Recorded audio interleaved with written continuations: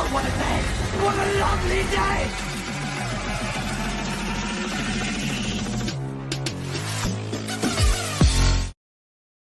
Welcome to Flat Earth Debate Uncut and After Show. I'm your host Nathan Oakley, and if you are new to this channel, or you've not done so already, then be sure to subscribe and hit the bell notification icon to keep up to date with the Flat Earth Debate. If you'd like to support the channel, there is a super chat that runs alongside each of these shows while they are premiering. There's also a PayPal, Patreon and crypto link in the info box below the video. Now, usually at this point, I'd actually introduce all of my Patreons and thank them very much for my support, but that's not actually loaded on the screen as yet, so there's a reason for that, which I'll go to in a moment and explain in full. So, whilst preparing for the show today, and by preparing I mean thinking about what the show was going to be about, because we've just had a weekend, it's a Monday for those of you who are watching this as a member, so I might as well do a plug for that. You can actually have the after show and uncut show immediately if you are a Nathan Oakley 1980 channel member, so it goes out as soon as the recording's finished. So this is at this stage on a Monday, appealing only to the members who are the only people who get to hear this at this stage. However, if you're hearing it, whatever it is, 36 hours later on the Nathan Oakley channel, which is the second channel, so I might as well plug that as well. Subscribe today to Nathan Oakley, where you do get to see the uncut and after shows, but just a little bit later than the members do. Anyway, that all aside, I've typically got everything set up when I do these shows, and I wanted to, or I've never really had an excuse to sort of show why and how I set up the show. Along with that, I wanted to go through an idea that I'd had, so I'm going to hopefully do a bit of multitasking and tell you about my little idea, which only came to me today whilst watching another YouTuber. So I'll explain hopefully both of those two things, maybe not exactly at the same time, as I'm not exactly that great at multitasking, but nevertheless, here we go. So this, as you can probably see right now, is my projection screen, which is what I use to monitor everything on the show. So I simultaneously also broadcast 1/4 of this 4K display to the audience, which is the top corner, which you can see when it goes like this. So obviously for this to actually have some content, I need to actually put something on there, which takes a little bit of time to set up each day. So that's what I'm going to do now as I'm talking to you about my idea. So my general idea was to approach more people about this subject. Now, it's unreasonable to actually just start attacking people who happen to mention that the Earth is a sphere for the sake of argument. Most normies are completely unaware that they are in a heliocentric worldview. So to just say, you're telling people this makes you a shill. Now, the reason I've thought about doing this, or the reason I want to do this, is because of a revelation that occurred to me on the show in the last couple of months, which is to say, the ideas of heliocentrism aren't being propagated by a they. In other words, there's a sort of an idea that comes to people when they first come to this subject. Certainly it was prevalent back in 2014 when I first came to the subject, that you have got to sort out and find the they that have lied to you about this particular subject. Well, as I'm going along, show you what I'm doing here. So let's just show you this. The full screen. Let's just do it on OBS. So I'm just setting up my chat feed, which will run down the side of this 1/4 of the screen. The other thing I need to do is set up my monitoring for the computer, which often will overheat. So I also load a piece of software called Cam, which anybody who's into PCs may be familiar with. So that will load at the bottom of the screen, just so I can keep an eye on the temps. Anyway, I'll carry on.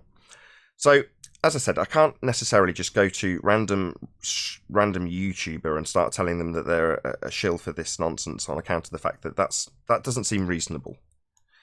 And into my lap plops a YouTuber who is debunking the lies of people who claim their products have everything that you could ever want from a product, and often they're not, as they are advertised.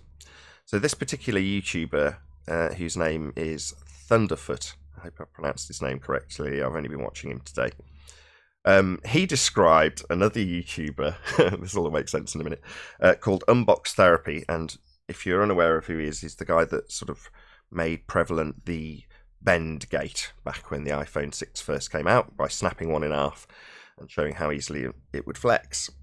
Anyway, he called this guy, and I quote, the most vapid shill on YouTube. And he was detailing I think he was detailing an air purifier at the time or something like that. Anyway, this guy basically, as I say, claimed to be a scientist, in quotes. He called himself a scientist and goes around with his mathematics debunking people's claims, and will often show practical demonstrations. Now, there's no science on his channel as far as I can ascertain. I've not looked thoroughly, but I've looked, and from what I can ascertain, there's no science being done. But he definitely claims to be a scientist. And I think his heart's in the right place too, so I think he'll be a reasonable chappie, shall we say, this Thunderfoot guy. However, he is definitely on the offensive about people's just so stories about their products that they claim that they can sell you and fulfill every desire that you could ever want in the area that they're advertising you about. And obviously that simply isn't the case. So he's on the offensive to these guys, calling them shills, because they're shilling for a certain product. Now, often in his videos, Thunderfoot, he will talk about the heliocentric religion. And he'll talk about it in a vein that is exactly the same as everyone else has been exposed to in regards to the heliocentric religion, which is to say, he punts it with the just so stories that are given to him by the priests of heliocentrism. There's no other way of putting it. Now, given that I've only left him a couple of cursory comments on these videos pointing a few of these details out, to me, he seems like the perfect candidate to actually expose his misapprehensions, shall we call them, about the just so stories he's punting without any scientific validity. So that's kind of my thoughts on Thunderfoot and what exactly it is that he does that relates to what I do when he talks about space and is simultaneously debunking claims of nonsense. Now, frustrating that this may be for me as a flat earther, when I debunk the nonsense just so stories of heliocentrism, I'm open to ridicule for that. I'll be called a shill for exposing stuff using the scientific method and natural law. Now, while this guy is not necessarily propping up his debunkings of each particular given item with the heliocentric worldview, he is definitely punting it. So, just whether or not this guy likes it, he's definitely punting the heliocentric worldview. And for that reason alone, it's like, well, you're selling something, mate. You're selling the world on a religion that's been punted to you by your priests.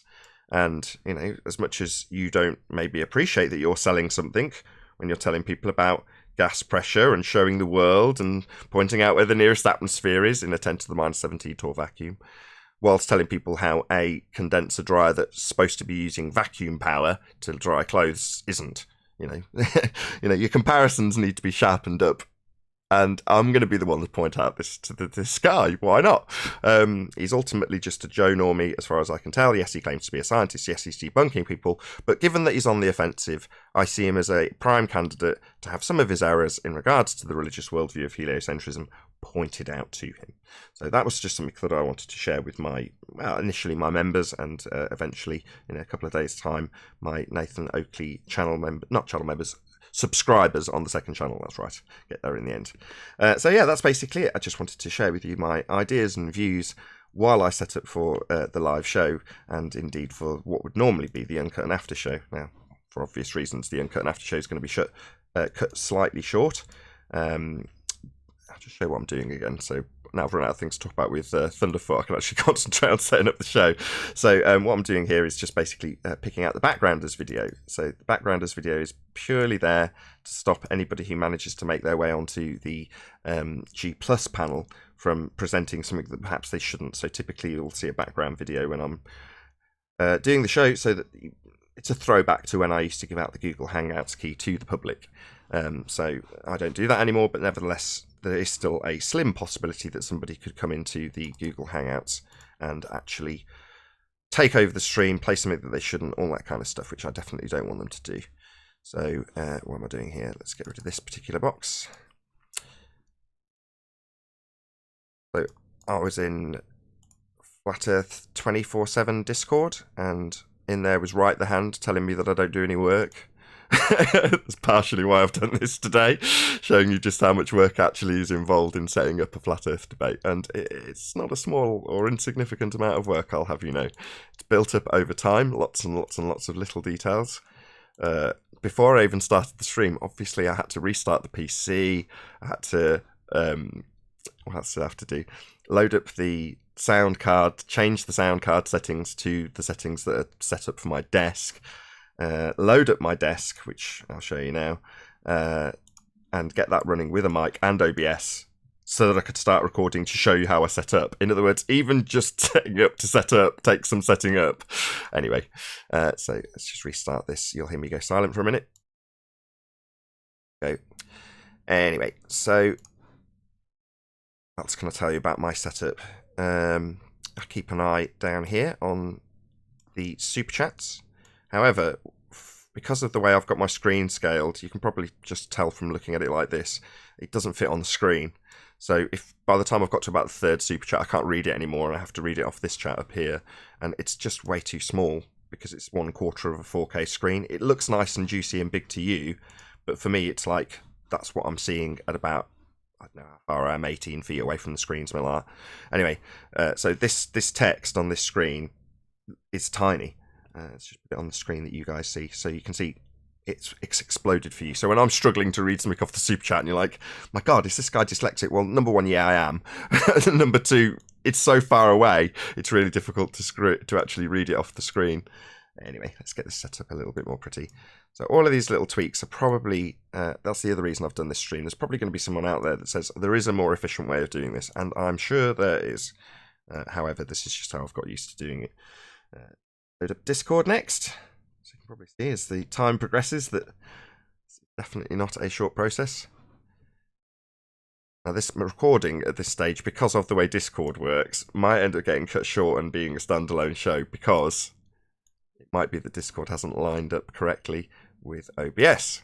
If you load it before, it works fine. If you load it after, as I'm obviously having to do this stream, then that doesn't necessarily work very well. Let's just see if this works.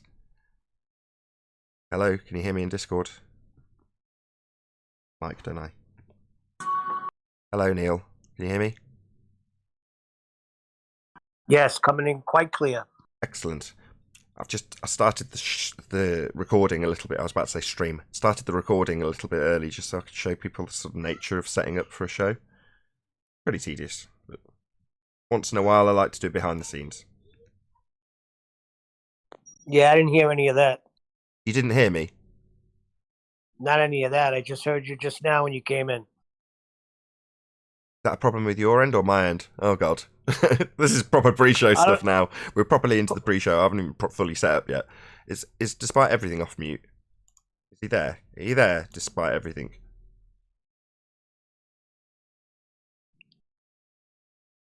Clearly not. Okay, well, I'll have to chat to you. Unfortunately, normally at this point, Neil, I'd be 90% set up. I'm here. Oh, you are? Brilliant. Hopefully you can chat to Neil just while I set up the last few things. Fine. Were you talking before, Despite Everything? Because I couldn't hear you. Oh, okay, because I was saying hello to you and John. I saw that you were green, but I wasn't hearing you.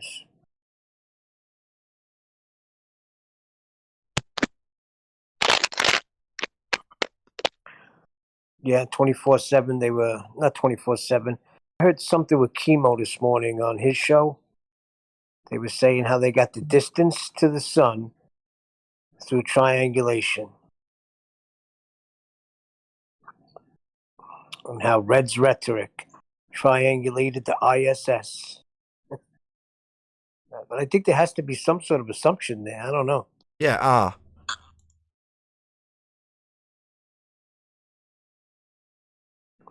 The radius of Earth. Yeah. You're going to calculate the distance to the sun, and you're going to apply Kepler's third law, or triangulate with anything. You're going to start with the assumption that you've already got a 93 million mile sun.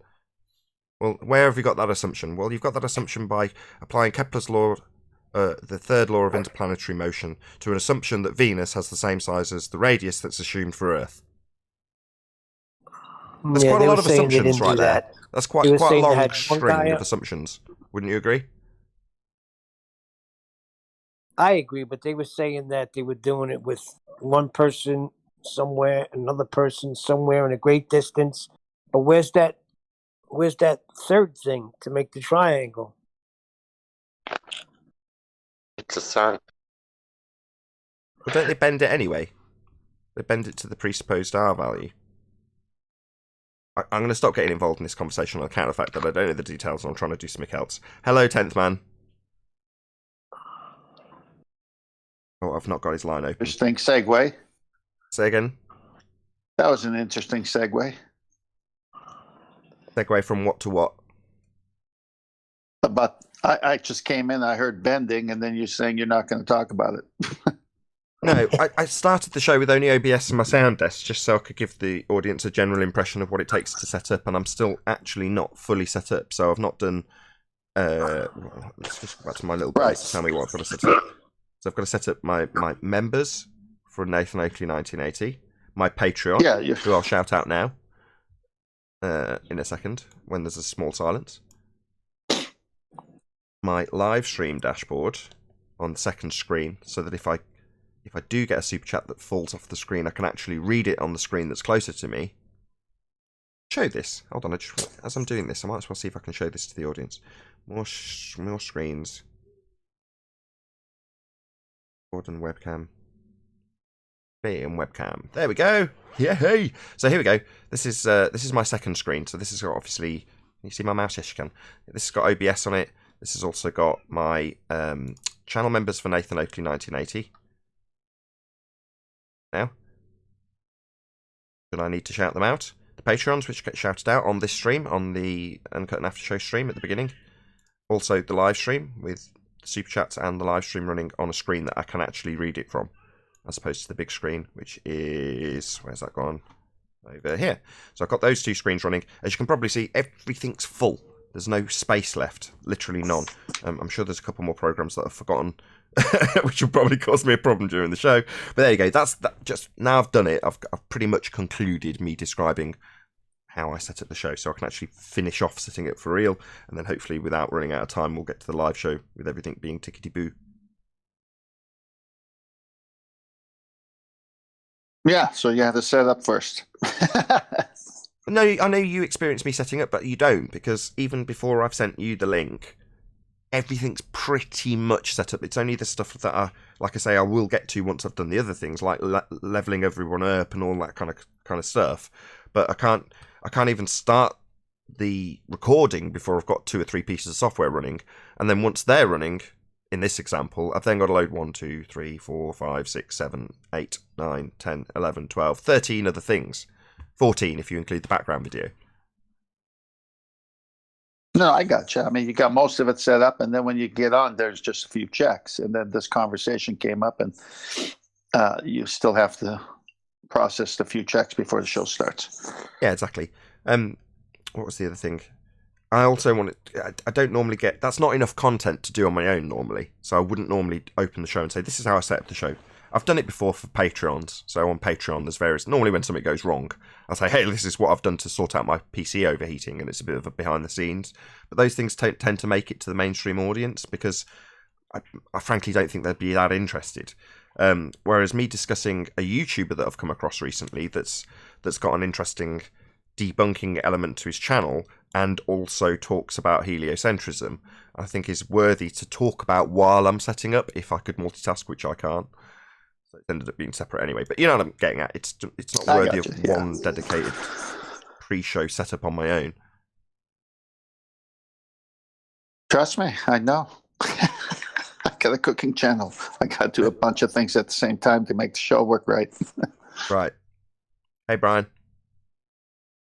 So can I tell you about the other subject, Hey, then, Nathan. given that I've now pretty much set up? Hey, Brian.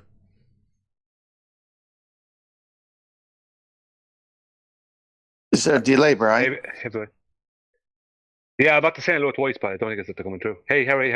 How are things? Sorry. No, keep no, on you're going coming with the through. conversation. You're coming through. Okay. It's coming through Yeah. okay now. Yeah. So Yeah, what was that you were going to talk about, Nathan? Yeah, just the YouTuber that I came across. So this guy's called Thunderfoot, and he essentially debunks people's outrageous claims about products that they've produced or funded on Kickstarter or whatever. And I've watched a few of his videos, and yeah, he talks about heliocentrism, but that didn't leave him as an open target until he described Unbox Therapy as, quote, the most vapious shill on YouTube. And I'm like, right, okay, now this all makes sense. You're debunking people who make up stories about stuff that they're either reviewing or producing, and you're exposing them. But you're also telling them about how gas pressure works, calling yourself a scientist when you do maths, and purveying this idea that we live on a sphere with gas pressure in a vacuum. He's even got pictures of it. So I thought, okay, well, you're out there as a seemingly decent chap debunking nonsense, and so am I. Now, without getting into the moans about, well, you get held up and praised, 900,000 subscribers, I get called a shill and ridiculed for being a flat earther, even though we're essentially doing the same thing, exposing it. I just do it better than he does because I don't claim science where there isn't any. He does. But that's excused by the masses because they're all programmed with this to believe the sky is a vacuum. But when you're out there overtly and aggressively debunking other people's claims, as far as I'm concerned, that leaves you as a fair target for claims you've made that are incorrect, in this case about heliocentrism. So therefore, my idea to get this idea, well, just the nature of reality in reality, that across to a more mainstream audience requires somebody, or in this case a YouTuber, that can be focused on. So in the past, it's just been whoever has made a YouTube video. It doesn't matter what they are. Let's say it's engineering explained. He does videos about how engines work, and that's his thing, right? But then he makes a video about flat Earth. So suddenly, because of his overt aggression towards the subject matter, he becomes a target for us to respond to, not proactively, reactively. Well, generally, because of the revelation I've had in the last couple of months, who is the they? Who is punting the lie of this globe? Who's they? Anybody? Anybody at all? Yes. There's all the people who parrot what they hear as truth without taking a stand and finding out for sure. So they is everybody. Precisely. So they is everybody, but everybody isn't fair game just because they've been brainwashed. That would be unreasonable. But you are fair game if you're of the type of ilk that debunks other people based purely on their just so stories, as Thunderfoot does. So he's like a route in to exposing somebody who has he's got an association to the topic. He talks about the sky vacuum. So as far as I'm concerned, it's like, well, you're fair game, you're punting this nonsense. And although it's only recently that I've realised this, and we on the show collectively have realised this, the they is absolutely anybody who parrots this nonsense as a just so story without any scientific validity. And in this case, that's Thunderfoot. One of many. One of millions, billions of people who do exactly the same thing. But he overtly attacks people as shills for making up just so stories about a hairdryer or a piece of electronics or a telescope. Yeah, even more so him, because his show topic is about that. And then he's doing it. Exactly. So that's like, when you think, who can you take this to? Unless they're like Engineering Explained and making a video about the subject, it seems unreasonable to just go and attack random Joe who happens to mention the sky vacuum in his story about something else. But if your story about something else is debunking how people shouldn't be making up stories, that makes you fair game. Mm-hmm. Yeah, the whole heliocentric thing was suggested a long time ago, and people now are actually indoctrinating themselves over the past God knows how many decades. People keep on trying to indoctrinate other people, and then those people keep on trying to indoctrinate themselves. It's an internal thing. It's like a virus inside. There's no point in pointing to a lot of people, Freemasons or whoever else. Those kind of people, they're laughing. Yeah, people do I it to think themselves. I think you got a good point there, Nathan and Brian, because when I went and hit space movies, say on Amazon Prime, man, you can't believe all these movies I'd never even heard of that deal with the heliocentric narrative. And you just scroll through the titles and you say, well, people got to be watching this, and just to kill time. And then when they watch it, they parrot it because they say, well, obviously there's space and there's NASA, there's all these things. So they just, like the media through the news, is brainwashing the masses on many subjects, some currently going on. These movies do the same thing. Exactly, but that's been covered though. In terms of the what's it called? No, subliminal messaging. There you go. Subliminal programming. the subtle dropping in of globes here, there, and everywhere, and all that sort of stuff. That's subliminal. You don't overtly recognise that there's a globe behind some dude in some film. It's just a prop, right? Well, no, it's not. It's subliminally programming you into a constant understanding and acceptance that you're standing on a sphere flying through a vacuum. Now, you don't realise that. It's subliminal. But that's been covered. Russian Vids does an exceptionally good job of going through the programming that is planted into dozens and dozens and dozens of movies. He exposes it all day long. Good job he does too. Loads of other people, not just Russian Vids. There's loads of people who do that sort of thing. I've done my it. son denies that. Go on. I said my son denies that subliminal message. He says it's not. It doesn't work. Oh yeah. Do you want a recommendation? A guy called Nathan Bell. Nathan Bell is the guy's name. Can you turn your speakers down, please, Mike? Mike? Neil? Calling you Mike. It's because you say Neil check. Anyway, the YouTuber's called Nathan Bell, and his channel is called Reality in Truth, all one word. And the video is called The Great Subliminal Message Deception. And it's a hour-long documentary that he has put together, which utilises the handbook on how to put subliminal messaging into advertising, for example. It tells you how to do it step by step as a little guide. So, it definitely is being done. Now, the overt 1970s version that he's managed to get hold of to show you isn't going to be the current way of doing it. However, the principles are pretty much the same, and the fact that they're not necessarily as overt as they were in the 1970s doesn't change the fact that they're being used every single day in far more complicated ways than he even exposes. But he exposes the basics. Well worth checking out. Nathan Bell, Reality in Truth is the YouTube channel, and it's The Great Subliminal Message Deception. I will was recommend talking it to to. him. Go on. Yeah, it's what I was studying this 10 years ago, and from there I went on to psychopathy, and then from there to flat Earth. Now, I didn't really have any what I would call conspiracy background, because subliminal messaging isn't conspiratorial.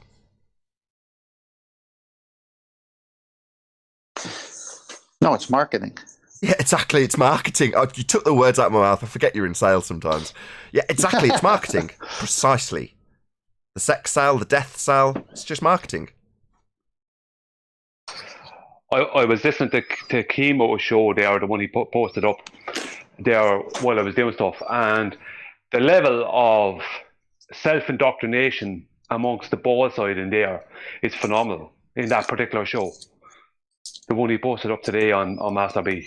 It's like they're so bad that actually Dawn Treader is actually putting them straight on their bad glow proofs. That's how bad they are. Dawn Treader is actually in a opposition with them. They just don't have a clue. I mean, their glow proofs. They don't understand anything. They're speaking a bit about as if the Black Swan is debunked. This kind of nonsense. They've not given any evidence for anything. They're making claims or their support. It's just constantly, and when they ask one of the flat earthers a question, it's always some stupid loaded question. And before the flat earther gets to even say anything, they're already answering for them and misrepresenting them. This is what's going on. It's like, don't tell us it's not a globe. We can't handle that. We can't take it. We must do a circle of indoctrination to ourselves. This kind of thing. That's it, isn't it? Don't tell us that. Please, don't tell us that. Don't tell me that's happening. Just so you know, They 10th man, contradict while you're off themselves so mute. much. Just so you know, 10th sorry. man, while you're off mute, you're causing all sorts of audio horribleness. Just so you know. I apologize. I'm not saying go on mute now, because obviously you want to talk, but just so you know. I was off. I went on mute and I said, I got to pipe in. Then when I came in, I rustled and made a bunch of noise. No worries. Just so you know. Yeah, we were Nathan debating. picks up everything. You don't miss anything. That's right. We were debating a guy named Wardy, Wardy, on MIUK the other day. And I was asking about the physical geometric horizon. You got to have one if you're on the globe. went through the whole argument. Of course, just like Brian says, don't tell me, this whole subset of feelings was behind everything he said. And he said something I never heard until then. He said the geometric horizon is physical and it does exist. It's just underwater. At that 1.22 mile, it's underwater over there. Yeah, these people are really struggling with what a horizon is. And it's a pretty basic thing, right? It gets better. He even defined the horizon where the sky meets the land or the sea. And then he said it's underwater. Oh, God. Denial's a beautiful thing. But on the other hand, we are definitely experiencing people express their cognitive pain. So on the one hand, it is quite funny, but... Yeah, but the denial is underwater. It's over there in Egypt. Denial! Boom, boom! Early, got it. Can I make a shout out to the Freemasons? I'd like to shout out that we need some help because the level of stupid we're dealing with on the ball side is so phenomenal that we need you to put out some proofs that you already know about. Put out some stuff on TV or something for us to help us along, because I know you're on hashtag same team. So they're all flat earthers. So the Freemasons, please help us out, because it's getting ridiculous. It's not fair that we have stress in our lives because these people are unbelievably thick. Oh my gosh, Brian, you're calling out for Freemasons to help out the ballers? Oh, help us out. Help us out. I want them to put out some they don't need to help proofs. us out. They need to help out the ballers. Oh, no, we don't deserve all this stress, then. We're after I don't have any stress. Now. Well, I have stress from it. I'm annoyed by the whole thing. There's too much. There's too many ballers out there saying too many stupid things. That we have to go over the same argument too many times. I want the Freemasons to throw a spanner in the works. I want them to throw a spanner in the works. I want to see the ballers panicking. Let me help you with your pre-assumed stress. When they say flat is curved and curved is flat, just laugh. Yeah, but the problem is there's only when I say stress, I'm having a joke about that, right? I'm not really of course stressed, you are, but just having a laugh. But these people are they are so stuck in the same narrative, and they continually go back to the same circle of arguments. They go back to an argument they had 2 years ago. They go back to it now, when the argument they have now is after being completely destroyed. Well, and that's in 2 your years' fault. time, they're going to try and come back up with that argument again. But they keep on going back to, not me personally, I just listen to it going on all the time. Listen. They'll bring Brian, back up old arguments did you hear all the time. Listen, with all due this respect, morning? that's your fault. That's our fault when we keep talking to these dummies after they've proven themselves to be dummies. Yeah, but they went back to why would they be lying to us? No, but you don't understand. But I want the Freemasons to throw a spanner in the works. They can do it.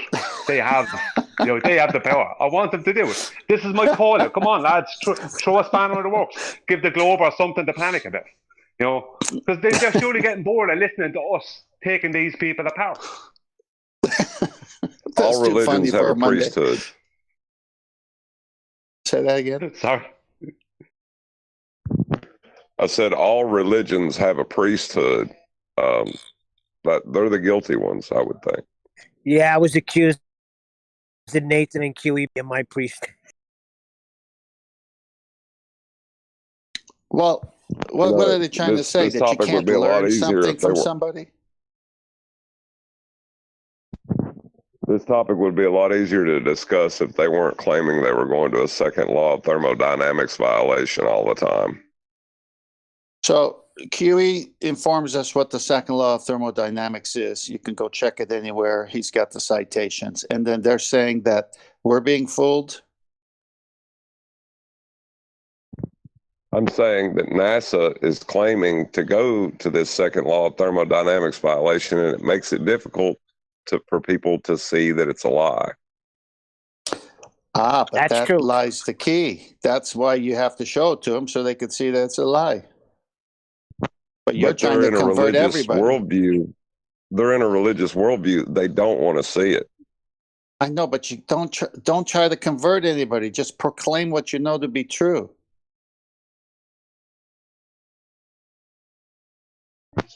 Yeah, man. Like, I'm trying, but their position is a constant contradiction.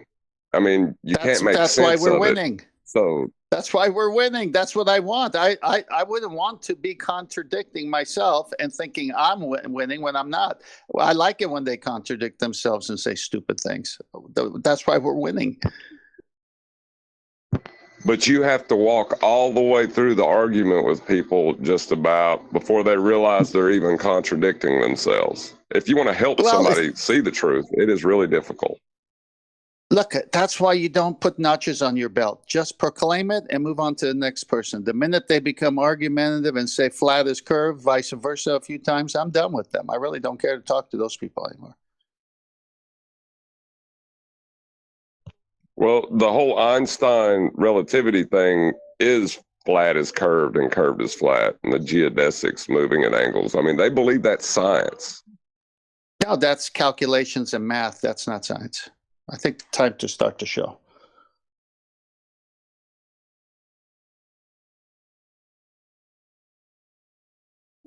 But yeah, my whole point was that, this would all be a lot simpler if there weren't people lying to the public and claiming they were going to a second law of thermodynamics violation. That's to our benefit when they do that, because then we can point it out. Hello. No, because you're working on a localized scale. They have the media pronouncing it. It's not the same. I like a good. Hey, Alan. Hello. Hey, Brian. Hey, 10th man. Nathan. Hey. When are we starting? Right now, probably.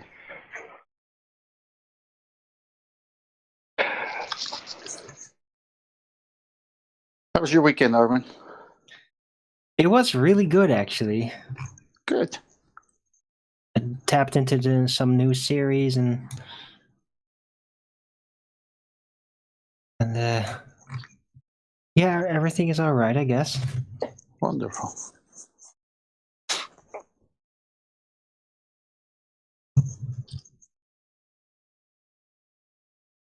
And you? Good. Father's Day here in the States as well as everywhere, I think. And did a great meal, put it on the cooking channel, and it was surf and turf. All right. I don't know. I feel stupid. I completely forgot about Father's Day. I tried to call my dad, but he didn't pick up. Oh my gosh. But yeah, it's not. I'm not gonna worry about it.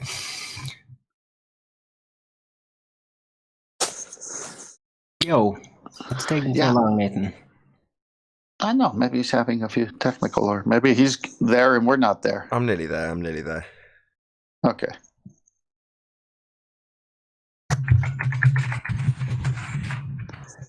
Don't take over our winning habits, Nathan. Not at the beat. I missed all of that. Say that again.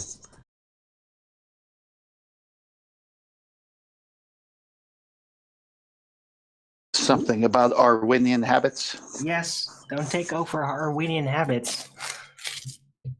Like regularly being 5 minutes late or early. That kind of thing. Well, when we start, Bev bought Dr. Becky's book. Yeah. And he sent me a few pages, so I posted in Master B. He cut out the pages and mailed them to you, did he? Just the preface. Okay. Well, he cut out the preface? No, he took pictures of it. Oh, okay. You should make it sound like a cake or something. Give me a slice of that preface.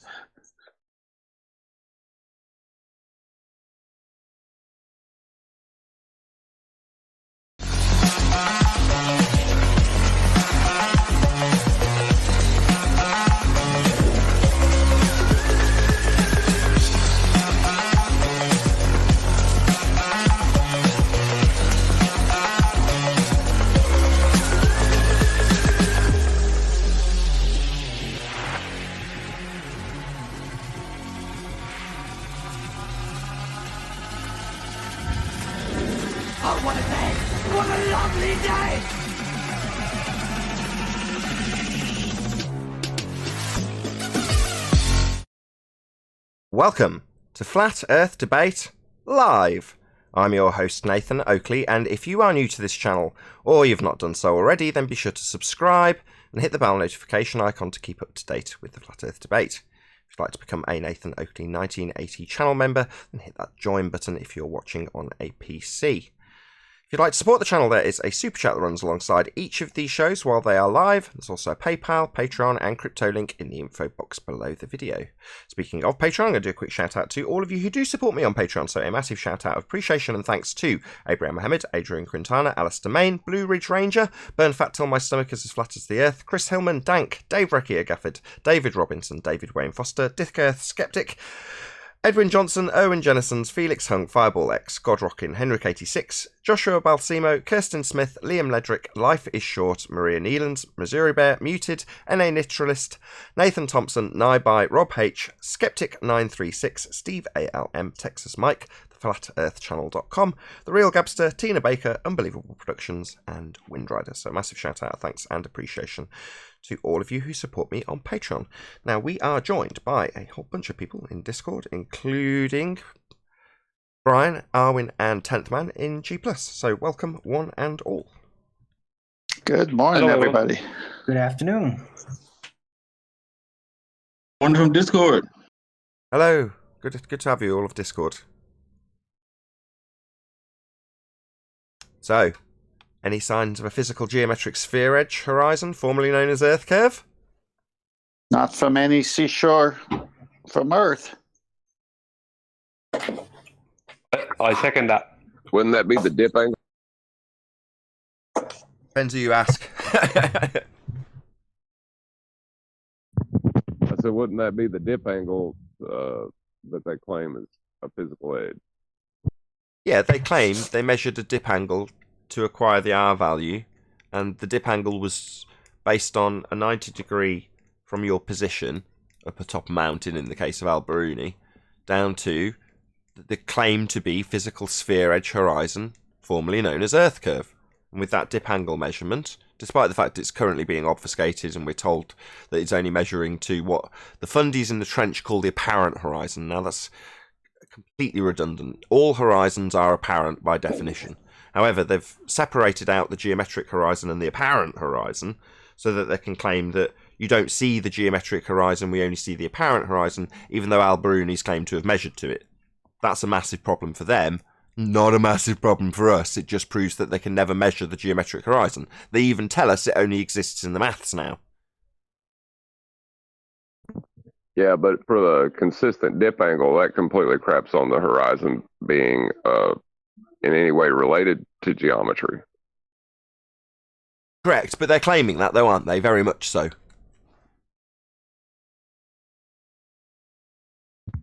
Yeah, I couldn't believe it whenever they did claim that it was just apparent. It was like you just threw the whole toy away because you lost. Yeah, calling it apparent is just a weaselly way of getting around the fact that you can't see a geometric horizon. Well, apparent's kind of harmless if it spills into actual rhetoric, because all horizons are apparent. So the moment there's not one of us around to say, well, your horizon's supposed to be a geometric physical sphere edge, they can just say, yeah, we're measuring the apparent horizon, which is geometric in this example. Even though at trench level, they're saying, well, to get around the fact you've got this black swan that proves it can't be geometric, we'll just agree with you. It can't be geometric. Well, then you can't do geometry. But they fail to recognise that that's the end of their argument. When they say dip angle, I'm sorry, am I talking over someone? You were talking. It's not a hallucination, 10th Man. It's all good. You're okay. Okay. I see 10th Man talking. All right. When Alberuni factored in the dip angle, he was looking at the geometric horizon, supposedly. But then we find out he's really looking at the apparent horizon. All right. And then somewhere in between him and the apparent horizon is supposed to be this geometric horizon that no one could ever see. So how in the world can he measure the radius of the Earth if you can never see the geometric horizon and all you see is the apparent horizon, which is where the sky seems to meet the water if you're looking at the ocean. And it keeps moving as you get closer to it. So it's not a real place. It's just a Jedi mind trick. But to answer your question, although it was rhetorical, you can't. To do geometry or to measure an R value of a geometric claim to be sphere Earth, you're going to need to see a physical geometric sphere edge for your horizon so you can draw a straight line tangent to that point. So you're going to need to see it. You must see it. It's claimed you could see it until the Black Swan got here. Right. So Al-Biruni said he saw the geometric horizon, and that's how the narrative was up until the Black Swan, correct? Yeah, now that's just a massive gaping hole in the story, because he's needing a geometric horizon to derive his geometric R value from, and according to the people who argue with us, he can't see it. Right, but these globies who are arguing with us must admit that Al-Biruni did see it if he measured it. But how come we can't see it? He didn't. He can't. That's the end of their argument. He geometrically uses the apparent horizon. Well, but Globe it's surveyor Jesse Kozlowski on my channel about a week or so, 2 weeks ago, stated, I'll see if I can get this verbatim, stated in a comment that the WGS84, which is the reference, the oblate spheroid reference for all of the globe, the WGS84 is, let me see if I get this correct, I'll try not to misrepresent them, a mathematical reference model. So,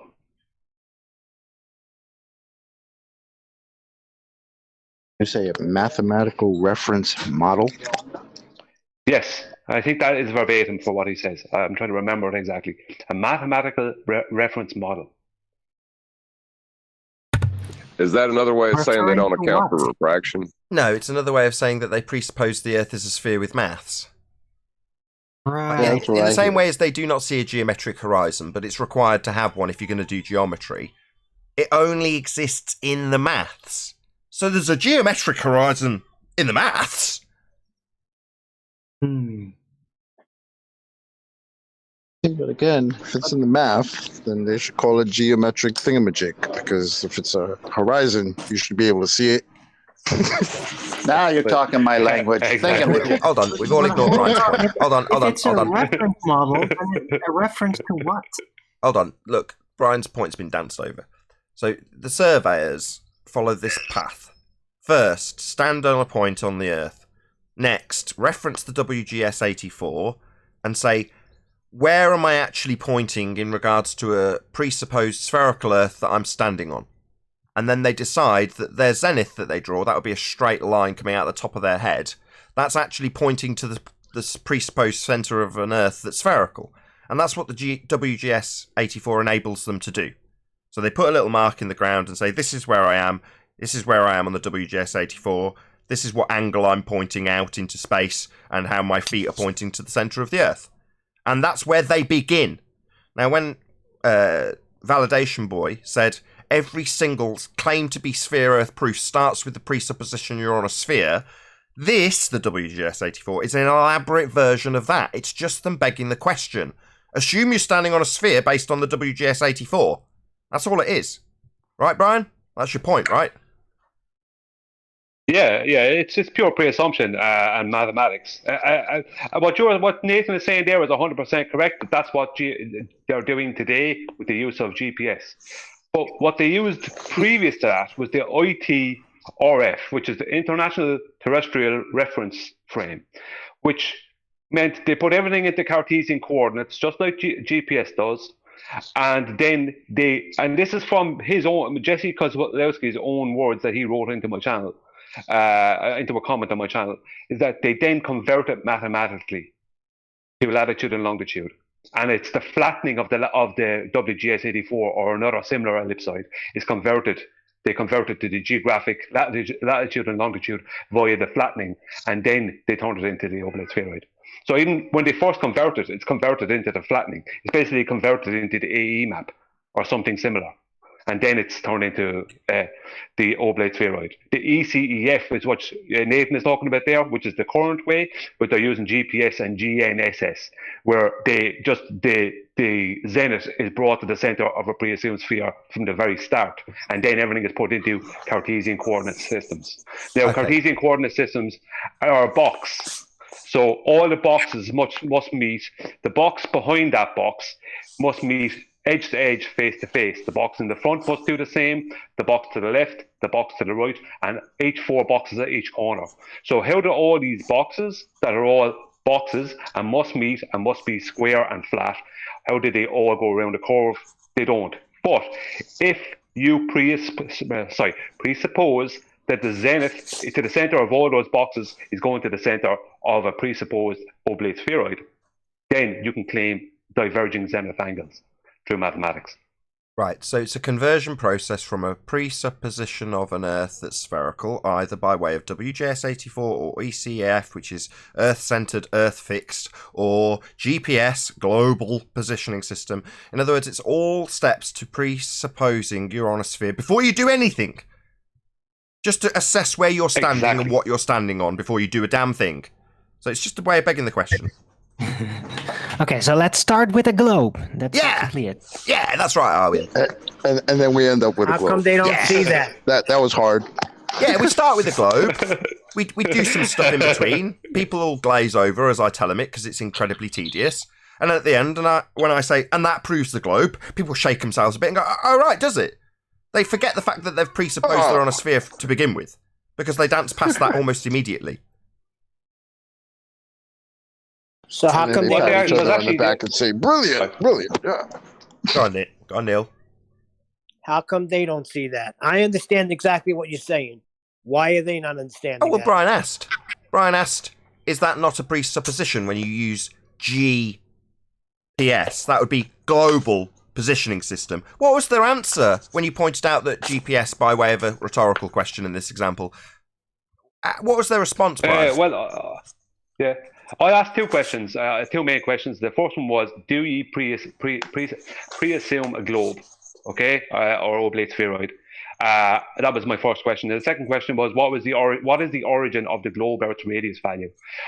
From 3 surveyors, I only got an answer from one of them, and that was the main surveyor. And to the first question, do they pre-assume a globe? I got the answer, just the word no, with nothing going with it, just no. And to the question, what is the origin of the globe Earth's radius value? I got the word measurements. That was it. That's all I got. No supporting evidence, no anything. So they don't, like the other 2, Jesse Kozlowski and this other guy, I think it's Larry Scott or something, they didn't even answer. They wouldn't answer. Multiple times I asked. It's not they don't know, they don't want to know. Fair enough. Okay. Any signs of axial rotation?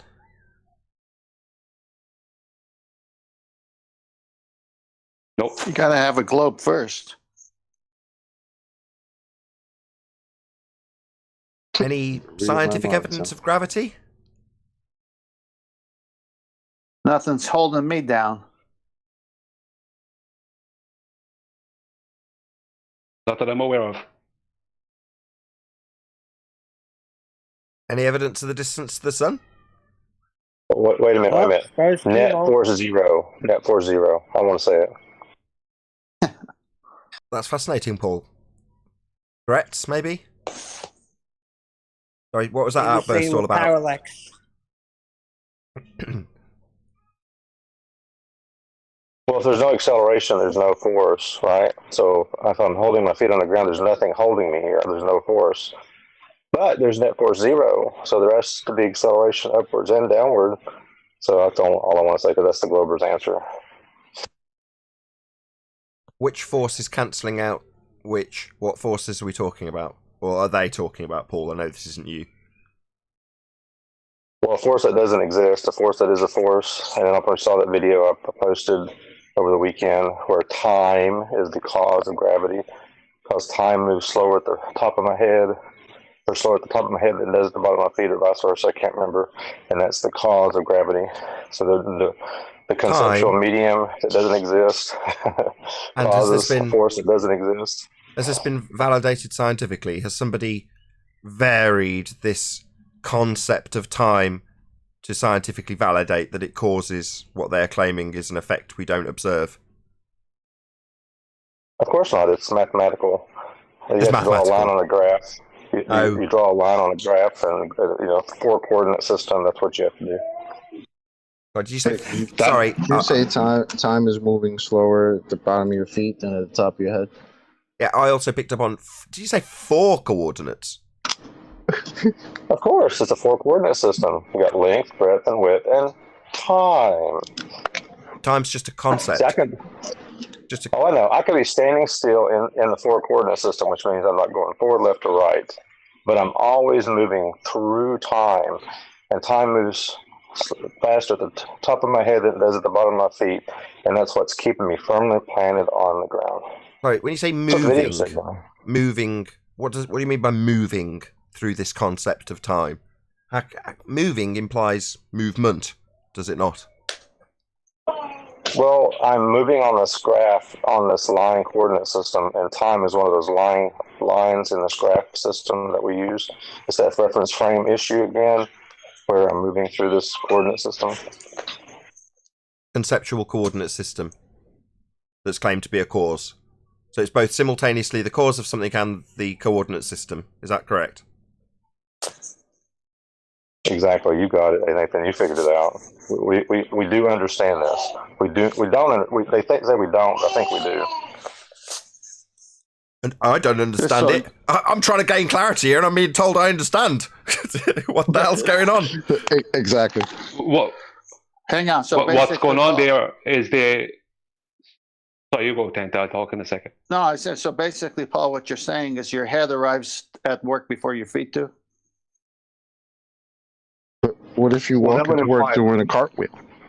Well, your work is a place. See, that's a place. That's in the length, breadth, and width. But it's not, that's not time. It's a different thing. So you can't, to go to my work that's a place in space and space. But I can stand and not move anywhere and move in time. Well, if you're moving, what does time do? And if you're not moving, what does time do in their world? Time doesn't do anything. And in their world. In their world, it doesn't do anything either. No. They just think it does something. What this is about. In their world, if you come in late, you're not on time, and you get a point. What this is about is the startings of the globe side that we deal with, starting to learn about Einstein's theory of general relativity. Because in his theory of general relativity, the higher you go in altitude, the closer you're getting to the speed of light. So that's what they're starting off with, and they're completely wrong. As Albert Einstein, in his own words, state that that gravity is caused by the curvature of space-time by matter. So that claim that time is causing gravity is not what is stated by Albert Einstein. Just to reiterate, there is absolutely zero scientific validity being given to the assertion made by Einstein that time, a concept, can be A, travelled through, or B, bent, or C, is the cause of anything ever. It isn't, and what he says is inconsequential. Just words. No scientific validity for gravity whatsoever. Zero. Exactly. If only Einstein came up with the flux capacitor. Yeah, then he could vary time to validate it in an experiment as the cause of this effect of a phenomena that nobody observes. It doesn't happen in nature. So basically, no matter what you do, even if you've got a flux capacitor, this sits outside of science. It's merely the musings of Einstein written down in mathematical terms. It does not affect our reality in the slightest. 1.21 gigawatts. Well, it's all math. It's all math. It's all calculation. It's not anything proven. Math isn't a cause. Math can describe only. It can't explain, and it's not the cause of anything.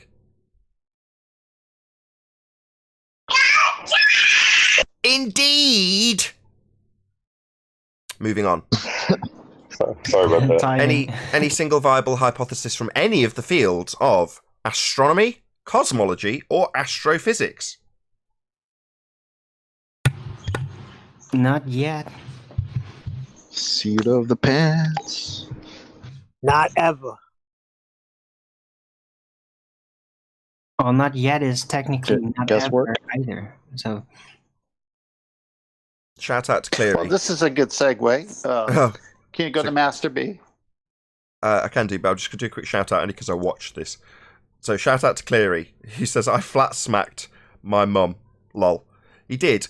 And I've got to be honest, if you read my comment, Cleary, I was like, don't do it, don't. Oh, he's already done it. Oh. So check it out, Cleary. Thank you very much for the super chat. So Master B, yeah, I'm there. All right. Well, Bev bought Dr. Becky's book, and it says Space, 10 Things You Should Know. 14 billion years for people short on time. Interesting. Oh, So it got on sale, and if you go to the first page of the preface, it starts right there. The wondrous thing about science is that nobody knows the right answer. But not, why would you ever buy this book if that's the preface? That's her opener. Are you having me on? Yeah. Should we dwell on this for a bit? Just read it. Hold on. She's Let's telling you. go Go on, ahead, chocolate, go on. Nathan. Go ahead. No, you go ahead. No, I was just gonna say, so wow, the opening gambit is everything in here is gonna be nonsense because we can't know anything with science. Okay, so this is the preface from Dr. Becky. It's worth the read. It's very short. I put all of it there. But go to the last slide. This is our good old friend Neil deGrasse Tyson, and he says, when different experiments give you the same result, it is no longer subject to your opinion. That's the good thing about science. It's true whether or not you believe in it. That's why it works. Those two have some problems to work out. Right, should we correct Dr. Becky? Sure. well, Please. it's not the most outrageous thing she said, you know. Hold on. I think it was very smart what she said. Wait, What's she's the made- name of the book? Made an error. What's the name of it? She's made an error on, Space, 10 things you should know. made an error on the It is second Things you word. should know about the second law of thermodynamics violation. Copy that. What she said there completely exonerates her from everything. What she said there means that, like, oh, well, you know as much as I do because it's all a big mystery. That's basically what she said. And that way, so she can't be held to task on anything she's wrong. Oh, wrong yes, about she after can. that. Yes, she can, and she will when I get a pause in the conversation. Yeah, Okay, she can. And she will be. Go ahead. Right here, Have right at now. it, Nathan. Okay, couple of things. Second word, wondrous. No. Science is an empirical method. It takes the wondering out of it. That's the point. It's an empirical method, Becky. I hesitate to call you doctor. So from now on, like Professor Phil Bell, just Phil. So, Becky, wondrous, no. Empirical, yes. Wrong in the second word. Science, that would be the establishment of cause and effect based on a hypothesis. That would be your presumption of a cause for a phenomena you observed in nature, yet to be validated. It will be validated upon experimentation. That would be you varying and manipulating the thing you think causes the effect to establish if it does or does not cause the effect. If it does, you have empirically, no wondering anymore, Becky, no wondering at all, empirically validated that which you assumed caused the effect as the cause of the effect. Science is empirical. If it wasn't, nobody would do it. Now, unfortunately, Becky's a pretender clown, a muppet, a pseudo-scientist who hasn't got the vaguest clue what science actually is. She thinks it's wondrous. Well, I'm telling her it's empirical. You complete clown. Well, she also stated a while ago, in a very curious moment, that she figured out that everything contradicts everything, but that's a good thing. Remember that? It gets better, Arwen. The second paragraph starts with, science is all about posing the questions to which nobody knows the answers yet. Wondrous. No, science is Don't about... forget, though, this is No. This is what astronomers do. They vary location, which means I can go over here and re-observe something at a different location, and I can wait for the clock to change in a different position, and I'm manipulating and varying stuff. Come on now. You guys don't understand this? I'd just like to say, what I said about her being smart about what she said, what I meant by that is that obviously Nathan is correct, but what I meant by that is that any claim she makes about the sky, if she's disproven on it, she's already exonerated herself. No, she hasn't. All she's done is declared her misapprehensions about what she thinks science is. Science is all about posing the question to which, I can't read, that's too dark, nobody knows the answer yet. Convincing people, again, no. There's no convincing required if you have empirical scientific evidence. You don't need conviction when you've got empirical data. Your conviction's irrelevant, Becky. Convincing people that there is a right answer, well, if you've got experimental validity, you have an empirical cause. You don't need to convince them. You don't need to tell them it's right. It is right. It's been validated scientifically. Theory is based on scientific experimentation, not about what you've convinced people's right. You build a theory after you do experimentation. That's what a scientific theory is, Becky. You and your colloquial use of this word when you're prefacing what science is an absolutely outrageous statement to make. You should be stripped of all accreditation. Theory is based on scientific validity, which is acquired by systematic experimentation based on a hypothesis after observing natural phenomena for which you want to acquire the cause of it. Once you've acquired the cause of it, you can build a theory. She's clueless. They all are. I'm sure she'll get right on that after checking her emails to iTunes. There's more pages. I take it there's more outrageous stuff for me to get my blood boiling about in this little Yes. book. What's the next page? Yes. Yeah, there's all kinds of stuff here. Was there something on the next page, or was that it? Well, let me go on here. Talking in the same one, science is all about posing the questions to which nobody knows the answers yet. Convincing people that there is a right answer. Okay. Based on evidence and facts you, your colleagues, and your predecessors have collected to build a theory of the previously unexplained is the crucial bit. This means that science moves quickly, with theories maturing and sometimes even boomeranging as more evidence comes to light. Okay, so evidence in the scientific community does not just come to light. It doesn't come from discussion, peer review, or the opinions of people who think like Becky. They are scientists. They certainly don't move quickly. The only time they move quickly is when you validate that which you assumed is your cause as the cause. Then they happen instantaneously because you've validated that which you assumed. However, it still requires systematic experimentation to validate that which has been validated in your experiment. So it requires other people to follow in your footsteps, do as you have done with your experiment, and validate the cause as the cause. That's not a quick process. Far from it. Now, if you're making up stories and sitting around monitoring your iTunes and email claiming to be doing science, you can discuss something about the sky, come up with a story in no time, and call it science. It isn't. The process, however, is an empirical process you can utilise to form theory if you have scientific validity to that which you have validated with experiments. Moving on. Yeah, well, let me keep reading because it gets good. I therefore might have misled you, reader, by saying the theories and facts outlined in this book are the 10 things you should know about space. They are all considered successes now, but who knows how they shall be perceived in 50 years. Perhaps our current theory of dark matter will be scoffed at by future generations, akin, here it comes, to our current disbelief that learned minds once thought the Earth was at the center of the universe or the atom could be split. Yet that doesn't mean we shouldn't treasure this knowledge now and wonders of our world that it lays here. Oh, she just thinks that the dark matter theory is a scientific theory.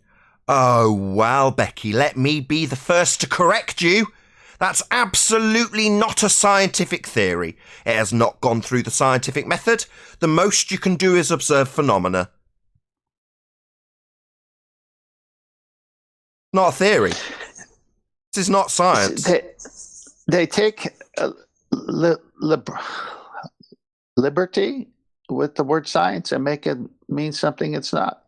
No. By using the word science when they have not adhered to the scientific method, there is a qualification and definition for that very thing. That is, by definition, pseudoscience. You're a pseudoscientist, Becky. Yep. There's a lot more, but I think that's enough. I mean, everything else kills her. Isn't Albert Einstein's theory of general relativity considered by mainstream science as an actual theory? What, pseudo-Ramonian force space, you mean? I'm just saying it, throwing the cat amongst the pigeons, because it is, and that's the problem. These things that aren't proper scientific theories are being labelled as. No, they're not. No, it's labelled pseudo-Ramonian force space. It's very much labelled and categorised as pseudo. Precisely what it is.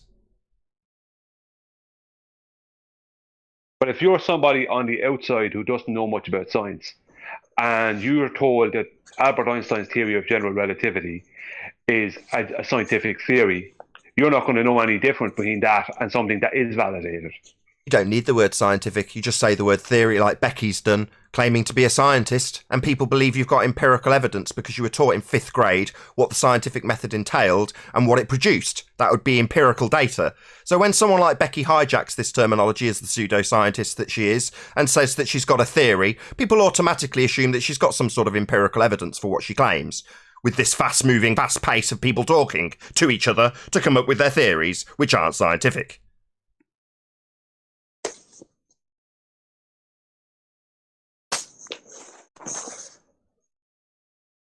Any evidence of a self-perpetuating molten iron core at the centre of a presupposed spherical Earth? Not that I'm aware of. Nope. Not even close. Well, if it's Not unless the presupposed, Earth is we only- could just imagine anything in the core of the Earth, right? It's presupposed. It's up to your imagination. No, it's up to evidence. Any evidence. Scientific, preferably. Now you're asking too much. Unless it only goes down 8 miles. Too chocolate. When you said imagination, remind me of that Willy Wonka song.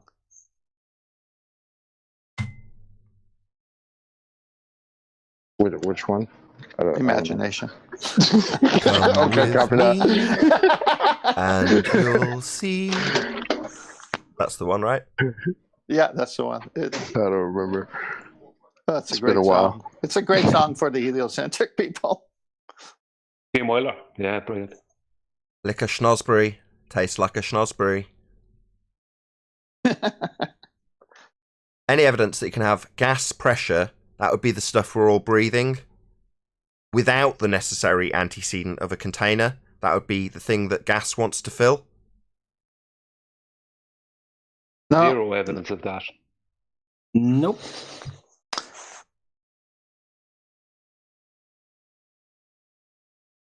That concludes the housekeeping.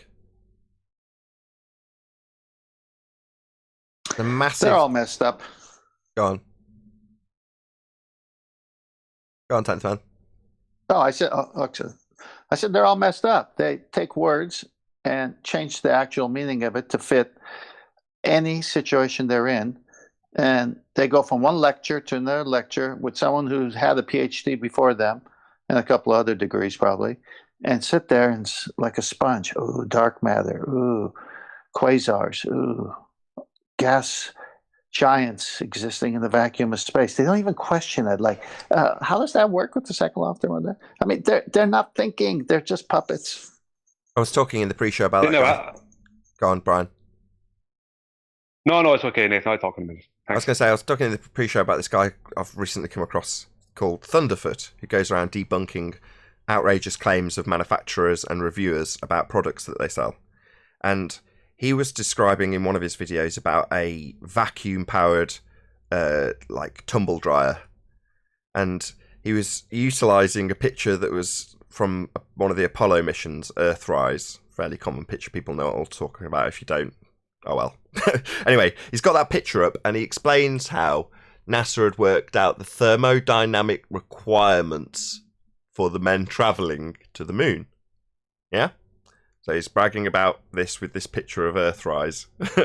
And in the background, obviously, you've got Earth, which is claimed to be a ball with high-pressure gas on the outside of it, sat in a 10 to the minus 17 torr vacuum from that vantage point, with the gas not dissipating into the space. So my comment to Thunderfoot was, isn't it interesting how we can calculate the thermodynamic calculate the thermodynamic needs of a person who will be travelling to the sky vacuum, and yet in the picture, Earth itself is violating the second law of thermodynamics. Isn't that interesting?